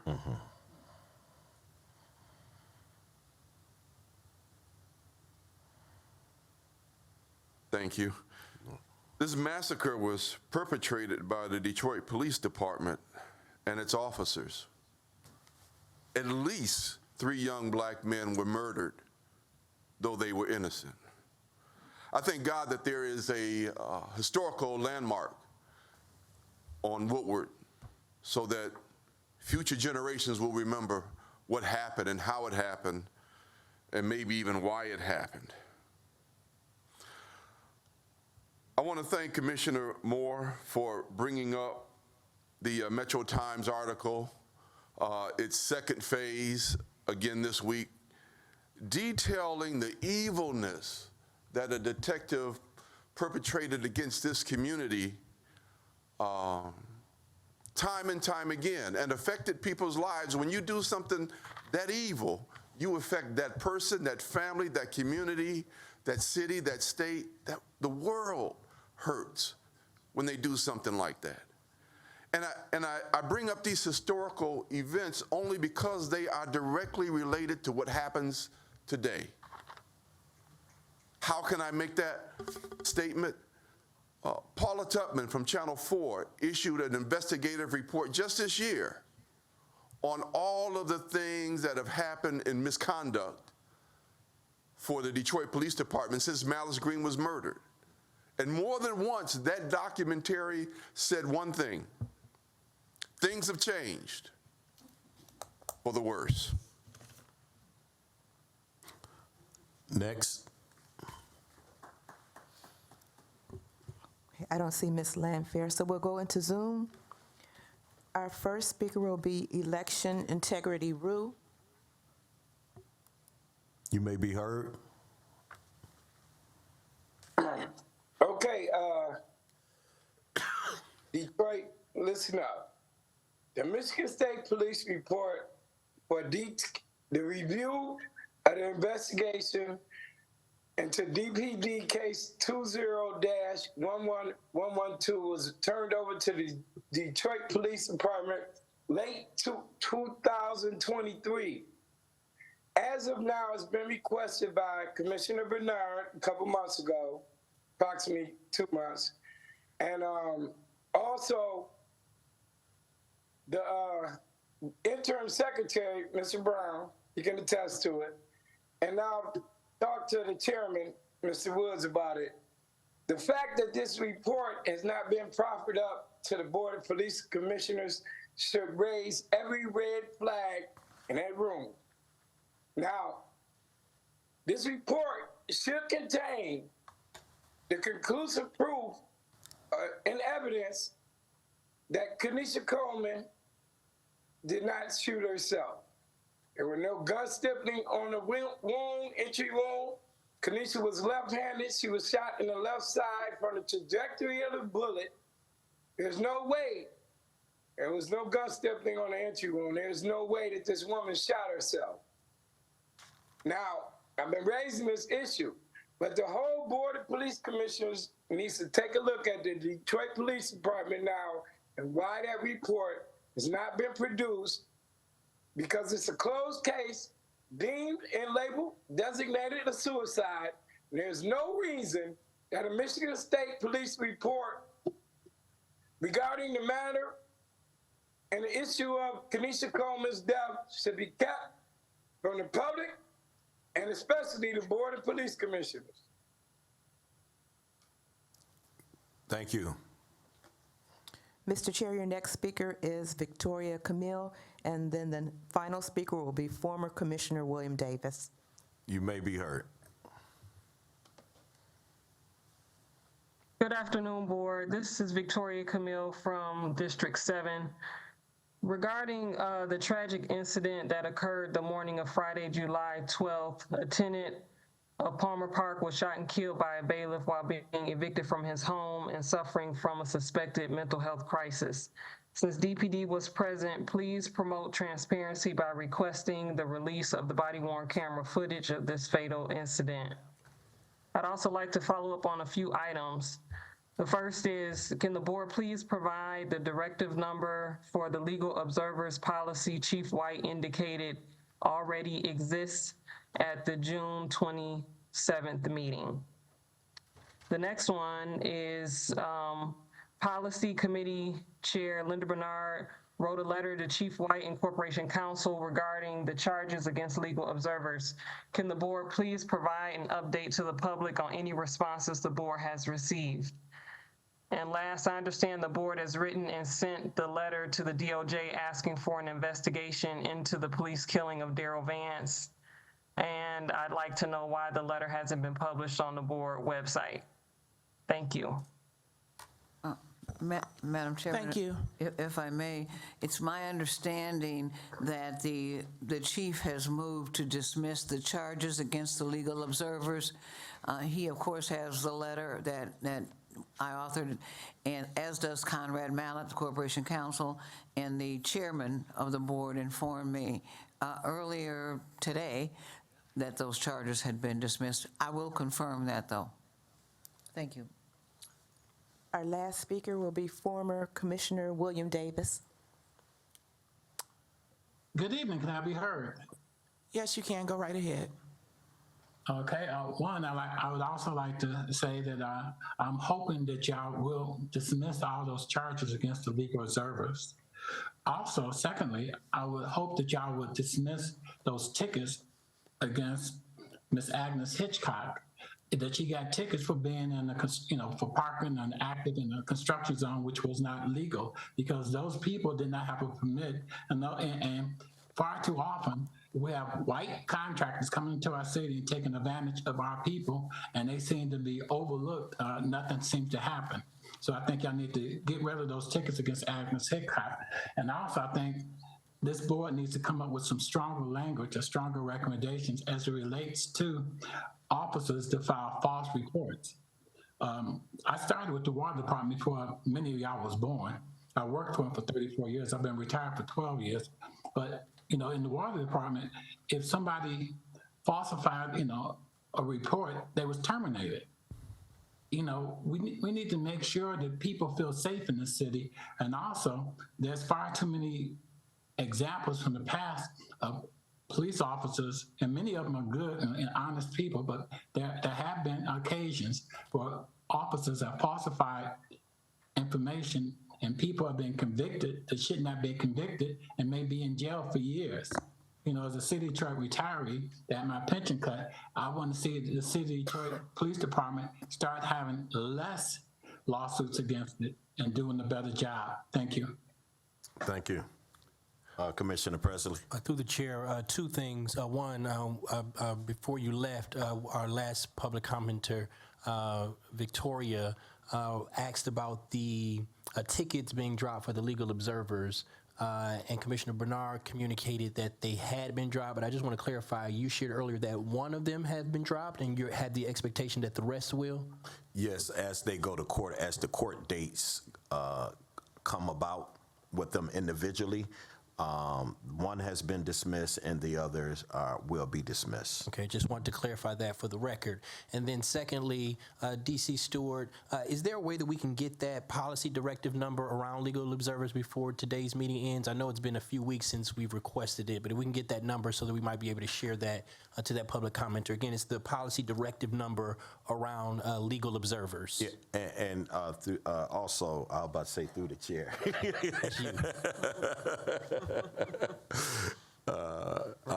We are in the process of redoing that policy. In fact, the public commenter and people that she worked with, Julie Horris, Attorney Julie Horris, have offered us a strong policy in that regard, and we will bring in the National Lawyers Guild to the policy committee, and we will come, just like we did with the identification policy, we will come up with one of the strongest policies to be able to protect the First Amendment efforts of those who are legally observant in a constitutional way. Commissioner, and then Commissioner. Thank you. Through the chair, you may not immediately know, ma'am, but do we have an update, or just in general, does the department have an update on Ms. Hitchcock's case? Through the chair, I'm unsure at this point in time. I can't speak to it. If you can get something to us before our next meeting, possible to be able to make us abreast of that. You know, we want to get out of the business of waiting from meeting to meeting. We do have emails.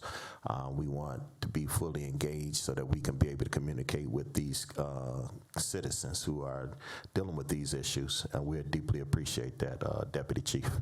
Also, Mr. Chairman, on the matter of Tanisha Coleman, I think you were still present when that was brought up. What? Hold Also on. need a copy of that. Okay, Commissioner Moore. Thank you, Mr. Chair. No problem. Yeah. Ms. Camilla also asked about the letter to the Department of Justice being posted on our website. Through the chair, Mr. Chair, that letter got posted last week, and it's under news and events on the board website. Thank you, sir. Absolutely. All right. All right. Any other public commenters? That's it? No more public commenters. We're going to go to the Human Resource report. Give us the remix.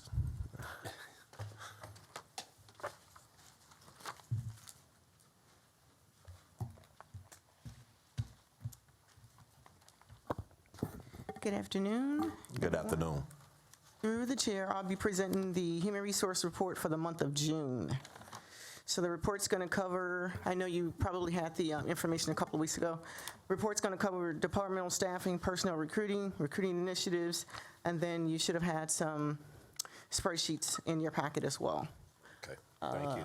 So I don't know if you have the slides, but if not, because like I said, it was a couple of weeks ago, I'll just go through my notes. So for departmental staffing, as I said, I know that was June, because we always do the previous month. 1 second through the chair.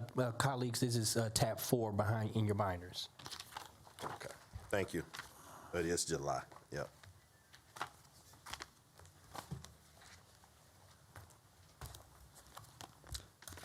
So for June, the department was filled at 96%. For sworn members, we were at 98%. We had 56 police officer vacancies at that time, or overall officers. For vacancies, 2%. Police assistants, we had 97% fill. We only had 1 vacancy, 3% vacancy rate. So for civilians, for June, we had a 92% fill rate, 8% vacancies. So if you go to the next slide, that should be the 2023-24 sworn recruiting. So that was beginning to the end of the fiscal year. Sworn, we had a total of 5,322 applications. Next slide. Right there. 563 were in processing, 120 applications were withdrawn, 2,252 applications were archived, 1,031 temporary disqualified, 881 permanently disqualified, 250 was waiting on waiting MCOS testing. So those were your beginning to end fiscal year data points, and as you know, we started a new fiscal year July 1st. For the next slide, that is the correct slide. The chart depicts written and physical agility testing for June. For the written tests, we had 90 scheduled, 67 appeared, 36 passed, which was a 54% passing rate, 33% failure rate, 9 reschedules, 23 no-shows. For the physical agility, we had 168 scheduled, 129 appeared, 78 passed, which was a 60% passing rate, 48 failed, 40% failure rate, 3 rescheduled, and 39 no-shows. Next slide. For total new hires, for police officers, we had a total of 39 sworn, 30 civilians, overall total 69 personnel. Next slide. For Detroit residency, for Detroiters, we had 584 sworn, 425 civilians, 15 police assistants, non-Detroiters, 1,988 sworn, 289 civilians, 18 police assistants, and of those numbers, for the civilian new hires, 9 were Detroit residents and 13 sworn for Detroit new hire residents. For our internship program, both of those programs, the Mayor Fellow Program and the Grow Detroit Young Talent, both will culminate on August the 9th, and we will do a farewell celebration for them. Also, our other interns that are over at the Detroit Public Safety Academy, their culminating event will be on August the 9th as well. For the attrition slide, for the month of June, we had 8 sworn that separated 16 civilians for a total of 24. Next slide. For the leave of absence, we had a total of 12 for FMLA continuous for sworn, 4 for civilians. For intermittent FMLA, 99 and 76. Paid parental leave, 5 sworn, 2 civilians. Medical leave, 3 civilians. Military, 1 sworn. Restricted, we had a total of 144 for sworn, 5 for civilians. Disabled, 27 sworn, 2 civilians. Sick, 19 sworn, 7 civilians. Next slide. For monthly separations, we had a total of 8, as I said. 7 were police officers, 1 sergeant. We had a total of 27 suspensions, 24 police officers, 1 corporal, 1 sergeant, 1 lieutenant, and then we had 507 members in the drop. Next slide. And next slide. So these are numbers as of when I did the report in June. At that time, we had a total of 5 academy classes. We had a class that graduated July the 12th. At that time, there was 159 students over there. So currently, we have 4 classes, 131. That does not include the students that will start tomorrow. So we will have more. We will actually have 5 classes at the academy tomorrow, and we actually hired another 30. So at 130 to 131, so about 161 would be over there at the academy tomorrow. And then we also have 3 officers that reinstated in May. So former DPD members that left went to another department to come back. And then so far we've had 2 for the month of July. Next slide. So on the left, those were our recruit initiatives for the month of June. In addition to that, we've updated all of our billboards. If you've been driving around town, you've seen our static and display billboards, as well as any other new radio announcements and social media graphics effective July 1st. As you know, the department received a 4% pay raise increase, so going into the academy, students will earn $48,672. When they graduate, they will jump to $57,325, and then for anyone who maxes out now at 4 years, their pay range will be anywhere from $78,957, and it can go up to $91,195, and that includes if they have any special entitlements like MPO, FTO, and things like that. Pending any questions, that concludes my presentation for the month of June. Commissioner Hernandez. Thank you so much. Excellent presentation through the chair. I have a question regarding leaves of absence. A 2-part question, but I noticed that you mentioned having 1 sworn member that's on military leave. Yes. Could you just, at a very high level, share what kinds of support we have for active deployments, just from a benefits standpoint even? I'm thinking like some organizations will have wraparound services that not only the individual can benefit from, but also spousal or family. So we do have connections with the, I know some of the service members do reach out to like the VA, so we do have personnel that we contact over at the VA if we need certain type of services for them. So we don't, besides we also have EAP here as well, which is a department thing. Those are the services that I can think of off the top of my head. Okay. I'll follow up with you on that. Any further questions? Commissioner Moore and then Commissioner Bernard. Thank you, Mr. Chairman. Yes. I'm looking under the June 2024 monthly separation with the reason report. And number 2 is a academy student who died active. Can you elaborate on that any? DC Stewart, do you want to take that one? So yes, we did have a student police officer death, but I'll turn it over to DC Stewart. So through the chair, yes, unfortunately, we had a student police officer who was tragically killed in an accident. Was that on duty or off duty? It was off duty. Okay. And next, just FYI, just for public information, 27 people, according to the monthly suspension report, 27 people were suspended from DPD, and 16 of those were without pay. So, thank you. You're welcome, sir. Yeah, thank you. Anything further? Oh, Commissioner Bernard, I'm sorry. Just quickly, I didn't see it, maybe I overlooked it. What's in terms of the racial makeup for the department? Is that in your report, this report? It should be in your report. However, I do have the stats that are current as of July the 26th. If you give me 1 second.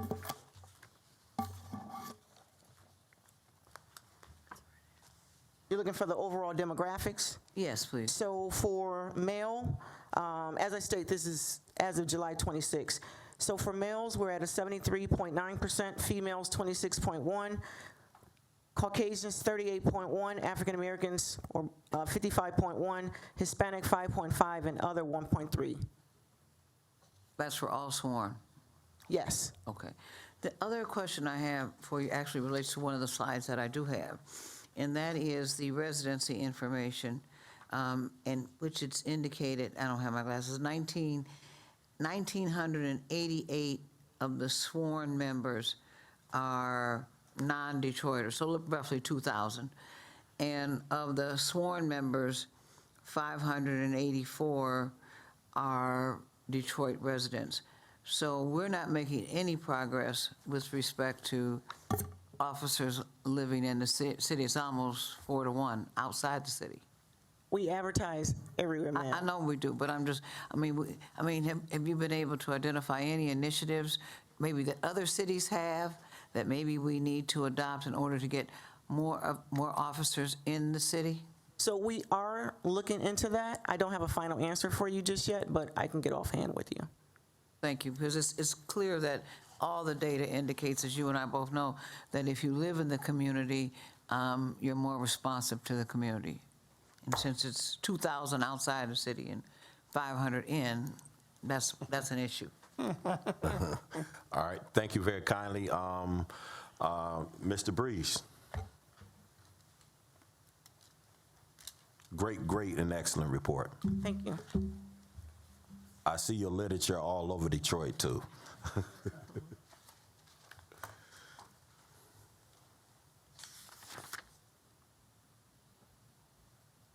Chairman. Hello. Board of Police Commissioners, Drew Freeze, Executive Fiscal Manager. It is with anticipation and excitement that I look to give this presentation. I do want to preface that although I'm going to read my own words, it is from the ask and encouragement of several commissioners and the chief investigator that this letter of recommendation has been authored. You can find this letter, I believe, the last page of tab 4 in your packet, titled Rural Compensation, Standardization, and Reconciliation. Dear Chairman Woods, it is with the goal to fill our open roles, help ensure colleagues are working effectively, and in doing so, further our collective responsibility to progress civilian oversight for the City of Detroit that I write to you. I would like to recommend the following pay adjustments below, which will cumulatively standardize pay across similar titles and provide back pay to employees that have stepped up to a higher band of title and responsibility for the sake of the BOPC. Item 1, Administrative Assistant for the BOPC. I would like to recommend standardizing all of our administrative assistants for the Board of Police Commissioner positions at the same rate of pay. Currently, there is a wide range of pay across the 3 BOPC staff positions currently filled on the team. Employee 1, $59,604 is their annual pay. Employee 2, $61,601 is their annual pay. Employee 3, $51,150. These 3 employees are doing the same job with the same level of responsibilities at the same level of competency. Therefore, I would like to recommend all 3 of these positions' salaries be set at $61,601. This standardization will help bring parity to these roles and help reduce turnover. We have favorability in the fiscal year budget to execute this change. Item number 2, Supervising Investigator to the Board of Police Commissioners. I would like to recommend standardizing our 2 present OCI supervisors to the same rate of pay. Currently, there's a pay gap between these two positions currently filled on the team. Employee 1, $80,000. Employee 2, $84,991. Similarly, these two employees are doing the same job at the same level of responsibilities, at the same level of competency, and therefore, I would like to recommend these two position salaries to be set at $84,991. Additionally, employee 1 was hired into this role July 10 of 2023. Prior to this, employee 1 was working out of class as a supervising investigator for 2 years without any pay adjustment to reflect the increased responsibilities. As such, I recommend making employee 1 whole by providing back pay for the delta of $80,000 and $84,991 from the present to when employee 1 was hired into the role July of 2023. This represents a prorated amount of $5,406.92 for that 13 months' time to true up employee 1. The standardization will help bring parity to these roles and reduce turnover, and we have favorability to execute this. Item number 3, investigator to the Board of Police Commissioners. New hires for the OCI investigator role are being brought in at $54,500. The employee below was hired May 1st of 2023 at $53,000, then received a 2% pay bump in their annual adjustment, bringing them to their current amount, which is $54,060. Presently, as shown above, employee 1 is making less than what new hires are making today. To reconcile this, I would like to recommend a pay increase to employee 1 to that $54,500 and back pay this new hire from when employee 1 was brought on to the OCI team. This represents a prorated amount of $550, 15 months in which they've been working at this role to true up employee 1. In a similar statement, this standardization will help bring parity and reduce turnover, and we have favorability to do it. Finally, item number 4, standing secretary. Our standing secretary has stepped up and taken on the role and responsibility of BOPC secretary since January 18th of 2024. This is in addition to this individual's current role of Administrative Specialist 3, adding up to working 2 jobs for the Board of Police Commissioners at the same time. I would like to recommend back pay for the standing secretary in the delta of the secretary's standard salary, which is $117,875.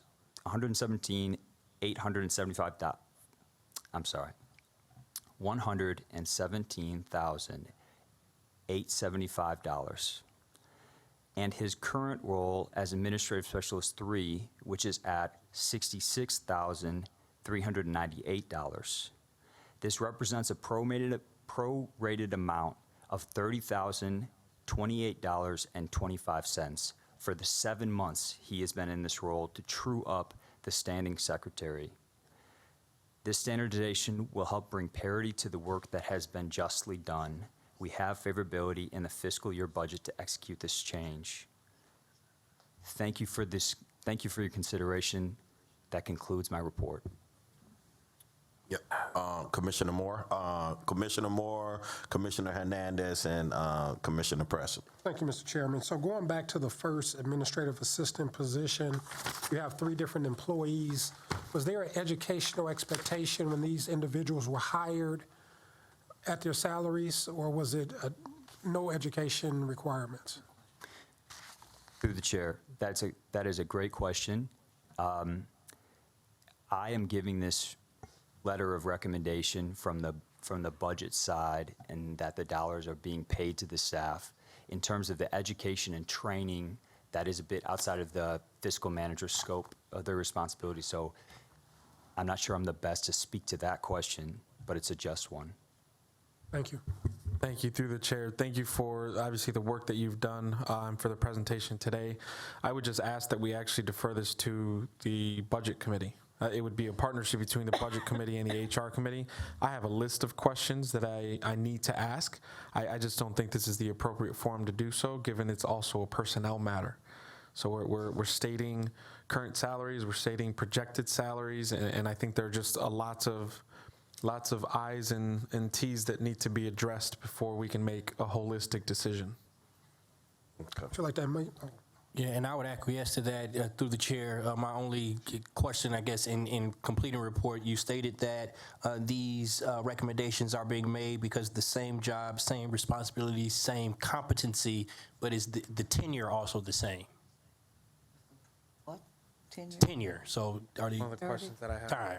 So as you prepare that report for, if that is the chair's desire to send it to the budget committee, that be a consideration as well. Thank you. Mr. Chairman, could I actually make a motion to that effect to send to the Budget Committee? Any commissioner is welcome as long as we don't meet quorum. And we will make, as it relates to the Budget Committee, we're gonna have some new leadership there. And so absolutely. Okay. Absolutely. I'll make that motion. Support. Could I adjust my motion before I? Okay, yes. So I would ask that we move this item to the Budget Committee, but put a 2-week turnaround to come to a solution, because I also am very sensitive to the expectation that has been put forth in this document. I think we have a responsibility to do so quickly. Support. Absolutely. Motion made by Commissioner Hernandez to refer this item to the Budget Committee with a 2-week deadline to come to report out, and second by Commissioner Moore. Discussion. Mr. Chair, also, I don't know if you're going to do something, Jesus, with respect to evaluations concerning this issue. You're going to, that's part of your, okay, gotcha. Thank you. Thank you, Mr. Chairman. Absolutely. Any further discussion? I would say motion. All in favor? So by say aye. Aye. Aye. Anyone opposed? But it's also, I just want to say this, it's personnel and the Excuse me. Budget Committee, Budget correct? Committee. Wait. Okay, thank you. That's the That's question. Budget Committee. That was his motion. And anyone opposed? Motion is carried. All right. I think Acting Secretary Brown. Yeah, good afternoon, Mr. Chair. Currently, there are 4 correspondents under my report. Let me get to those. We received in the office from the Chief Office an approved NOV Digital Radiologist Technology Specification Report. Also, we've received a administrative leave without pay for Police Officer Albert Graham. The OCI Inventory Report 720 to 726.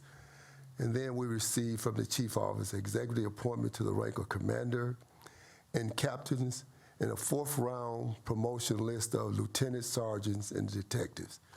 And Mr. Chair, those are stated to go on your agenda for the 15th of August. Okay. Thank you so much. Now I go to announcements. Announcements. The next BOPC meeting is Thursday, August 8, 2024 at 6:30 p.m. with the 5th Precinct hosting at Wayne County Community College Eastern District. That address is 5901 Connor Street, 4213.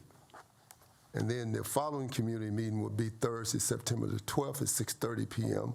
with the 4th Precinct hosting at Kimini Recreation Center.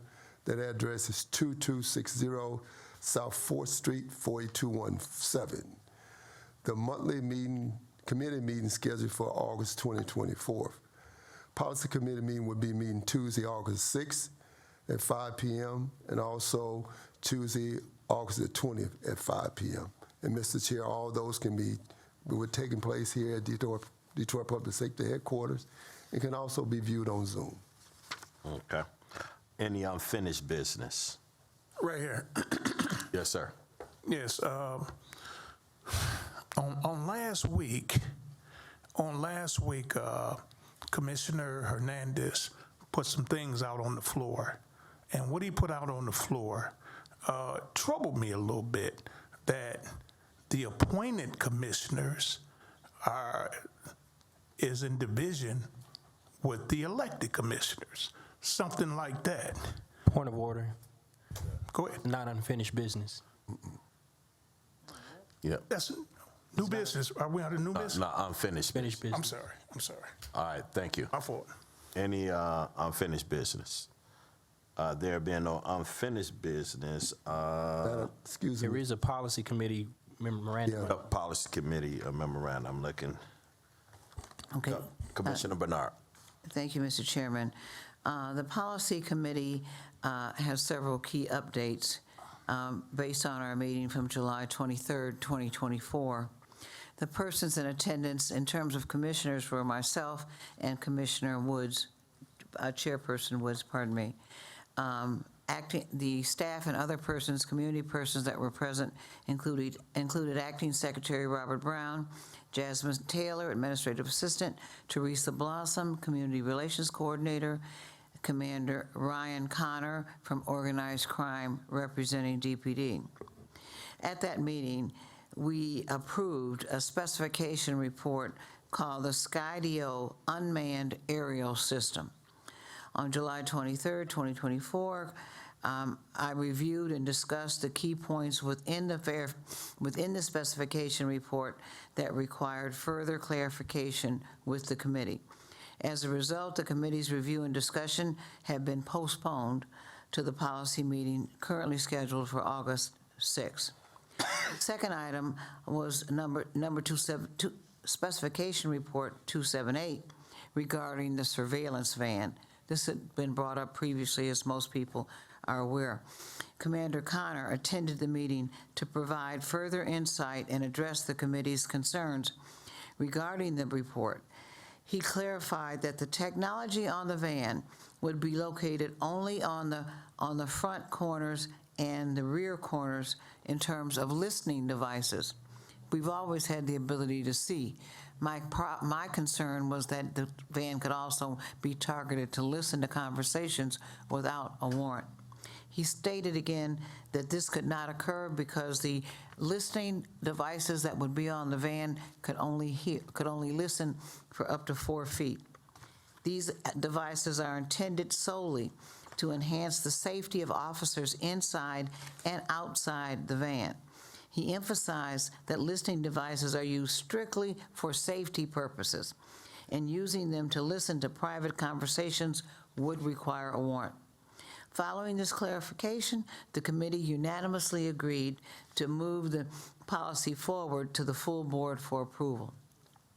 The third item which we discussed was patrol policy, which is number 201.1.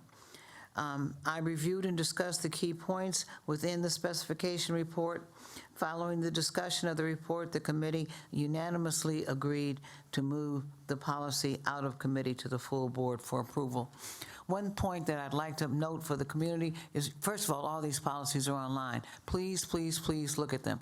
But the thing that's important to many people in our community is that when an officer approaches you when you're pulled over, they are to give you the reason for the stop. You don't have to start, I'm Linda, whoever, and here's my license and registration. Before any of that occurs, the officer is to give you the reason that he stopped you. So you will see that. And you can also ascertain whether or not he or she has their body cam on. Okay. And finally, a concern was raised regarding the legibility and aesthetic appeal of the gray identification lettering on patrol cars, specifically questioning whether the lettering will be updated to yellow to enhance visibility, because you don't know if it's a police car or not, quite frankly, till after you're really up on it.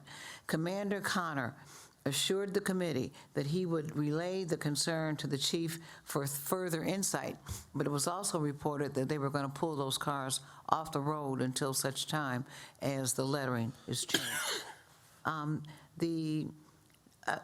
Policy number 304.5, the training policy, we're going to review that at the next policy committee meeting. We was already after 6:30 when we finished. And then we also postponed directive number 403.5, drug and alcohol abuse by department personnel. So we'll follow up on that later. So the next policy meeting is currently scheduled for August 6th, but there may be a change to that. I'll discuss it with the chairman. Thank you, Mr. Chairman. Yep. What is your pleasure?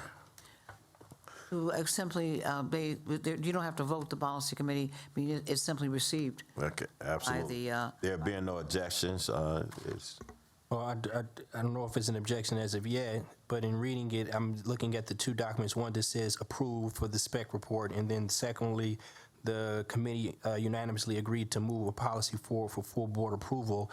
Neither of those are requiring the board to accept those from the committee? Yes. We would like the board to vote on those. Okay, so that means that there are motions to come out of the yes. policy committee. Absolutely.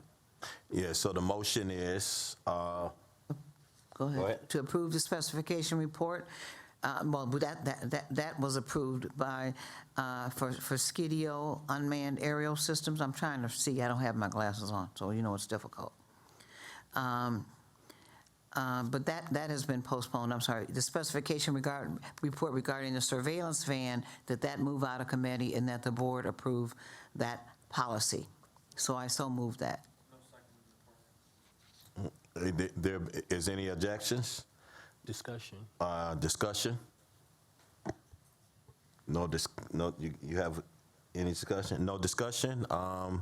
Then that policy is adopted and the report is received. Mr. Chairman, just put me down as a no vote for that. Okay. Objection, so Is that an objection? call for the vote. Call for the roll. No, you don't have to call. Call for the vote. Just one vote. And all in favor say aye. Aye. Anyone opposed? Correct. No. Don't be speaking in tongues up here. All right. Let's go to new business. No, and the second thing is to approve the patrol policy. Okay, I'm sorry. That was unanimous, also out of the committee, that should be approved and sent back to the department. It's a very good policy. So you're making a motion to? Yes, to the board to accept that policy. Commissioner, the policy committee, Bernard, Commissioner Chairwoman Bernard is asking that, or Order, Mr. Chair, you just want to say that's by recommendation of the policy committee. yeah, by recommendation of the policy committee, to approve The patrol the policy. patrol policy. I should turn to that page. Second. Second is required. No, second is needed. Is any objections, discussion? Any discussion? No. Just a quick discussion. Deputy Chief, I hate to call you into this, but isn't the purpose of having a semi-marked scout car to an advantage to the police department? To the chair, it would be an advantage to the police department, but unfortunately, I don't have the information with regard to what you're talking about, so I don't want to speak improperly. What we're talking about, what we just discussed for the last 5 minutes. You're talking about the color of the lettering on the Correct. car. This is my first hearing about it, is what I'm saying. This is my first time hearing about it, so I would have to do additional research. I just don't want to speak off the cuff about something that I'm unaware of. So through the chair, what is the advantage of the department having a semi-marked scout car, which they're changing with this policy? Well, I'm asking the deputy chief. I think I can Oh, you answer can her respond. question for you. Well, you can't answer. Hold on. So just a department question. Well, ahead. Commander Connor said that's Hold what on. we're doing. Go ahead. So again, I was not here when Commander Connor spoke. I'm assuming, just listening to you, we aren't always here at all of these meetings. I'm assuming this is, what unit is this for? He didn't mention the unit. He said that the department was going to change. He volunteered it, that the department was going to change it because it is disturbing to the community because they can't identify the car or the number on the car, whatever it is, and that you were sitting there, Yeah. and that they were going to repaint the cars. That's what he said. We'll just go ahead and vote. Go ahead. Okay, thank you. There being no objection. Objection. All in favor say aye. Aye. Anyone opposed? No. All right. The ayes have it. New business. Thank you, Mr. Chairman. New business. Okay. Let's Go ahead. Go ahead. No, go ahead. Yeah, just go ahead. No, I'm recognizing. Oh, you don't want to. You was gonna go to him. I'm coming to you. Okay. All right. Jesus help me. Okay, now, on last week, the Commissioner Hernandez mentioned that there was the division on the board between the appointees and the elected officials. But I want to mention, I don't have no problem with nobody on this board, nobody on this board. So please don't include me in that. I know it's a lot of little stuff go on, but I'm my own man. I always been my own man when I came in this door. Always. Only reason why I'm bringing it up is because my pastor and bishop friends been calling me up. They want to know what you mean by that. I told them I can't speak for you. You said it last week. Normally my staff go Through the chair. Through the chair. Speak through the chair. And not tell. Okay, I'm sorry. Through the chair. Normally my staff, they goes on the meeting board and tape it, get the tape. But I can't speak for him, and I don't speak for nobody. My pastor's been called, because all my pastor friends and bishop friends look at the Board of Police Commissioners. So I can't speak for him, but he said there's division between the appointees and the elected officials. But like I said, I have no problem with nobody. Then you go on to say, if my memory serves me correct, you went on to say that the elected officials is not been showing up. But as an elected official, I have some of the best attendance on this board as an elected official. They can print the attendance record out, and, I have some of the best attendance on this board. I'm not saying the best, but I got some of the best attendance on this board. And so I don't want to be included in that. Only reason why I'm saying something, because I don't want to be included in that. All right, thank you. Thank you. Commissioner Hernandez, then Commissioner Bernard. Thank you so much. Through the chair, my comment stands. I'll stand by the comment. I would encourage any commissioner or anyone in the public to actually go rewatch the video to actually see what I said. And it was actually addressing that same rhetoric that has been very constant about elected versus appointed commissioners on this board. So I would actually encourage everyone to go rewatch that tape. I actually think this proves a very key point, and this is my own opinion. This is entirely counterproductive to the priorities that we have, and it doesn't even fit under new business.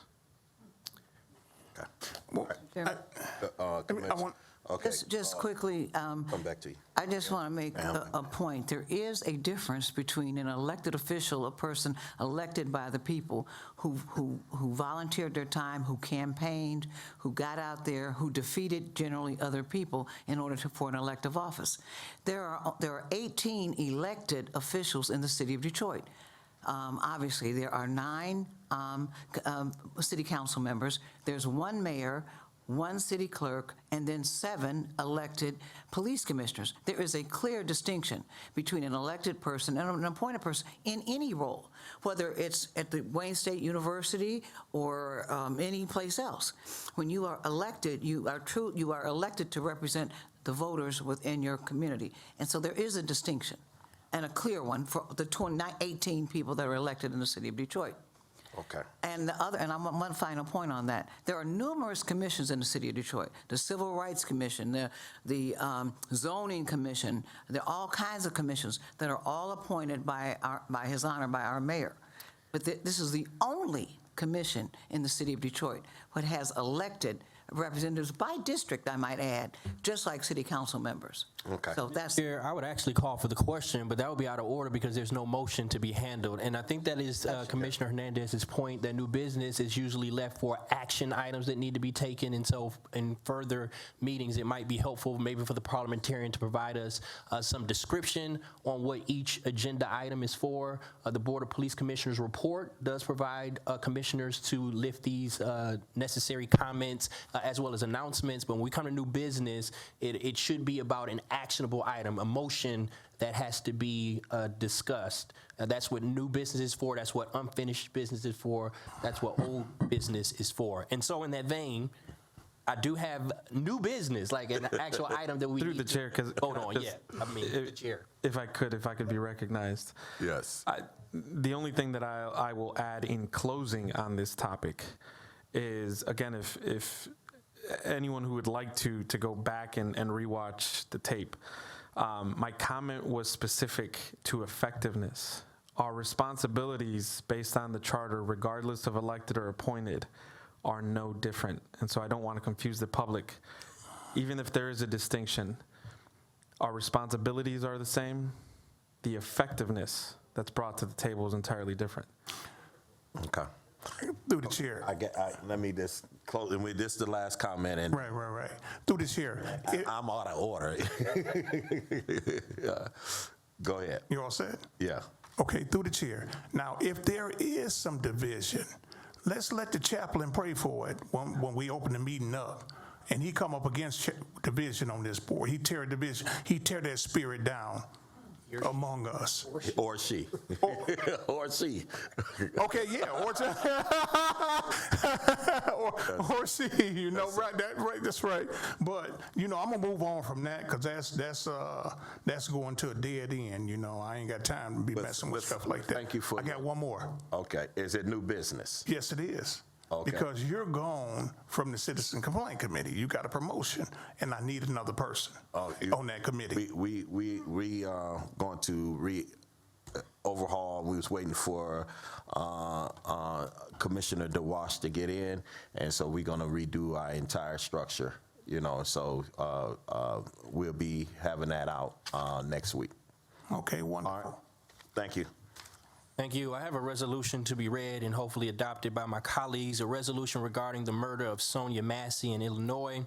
Whereas on July 6, 2024, Sonia Massey, a 36-year-old mother and Illinois resident, called 911 to report a possible home invasion. When police arrived, Sonia remained calm and followed their instructions. Despite her proper handling of the situation, Sangamon County Sheriff's Deputy Sean Grayson shot and killed Ms. Massey. Released body cam footage shows that after firing a shot that struck Sonia in the head, Deputy Grayson can be heard calling her an expletive slur.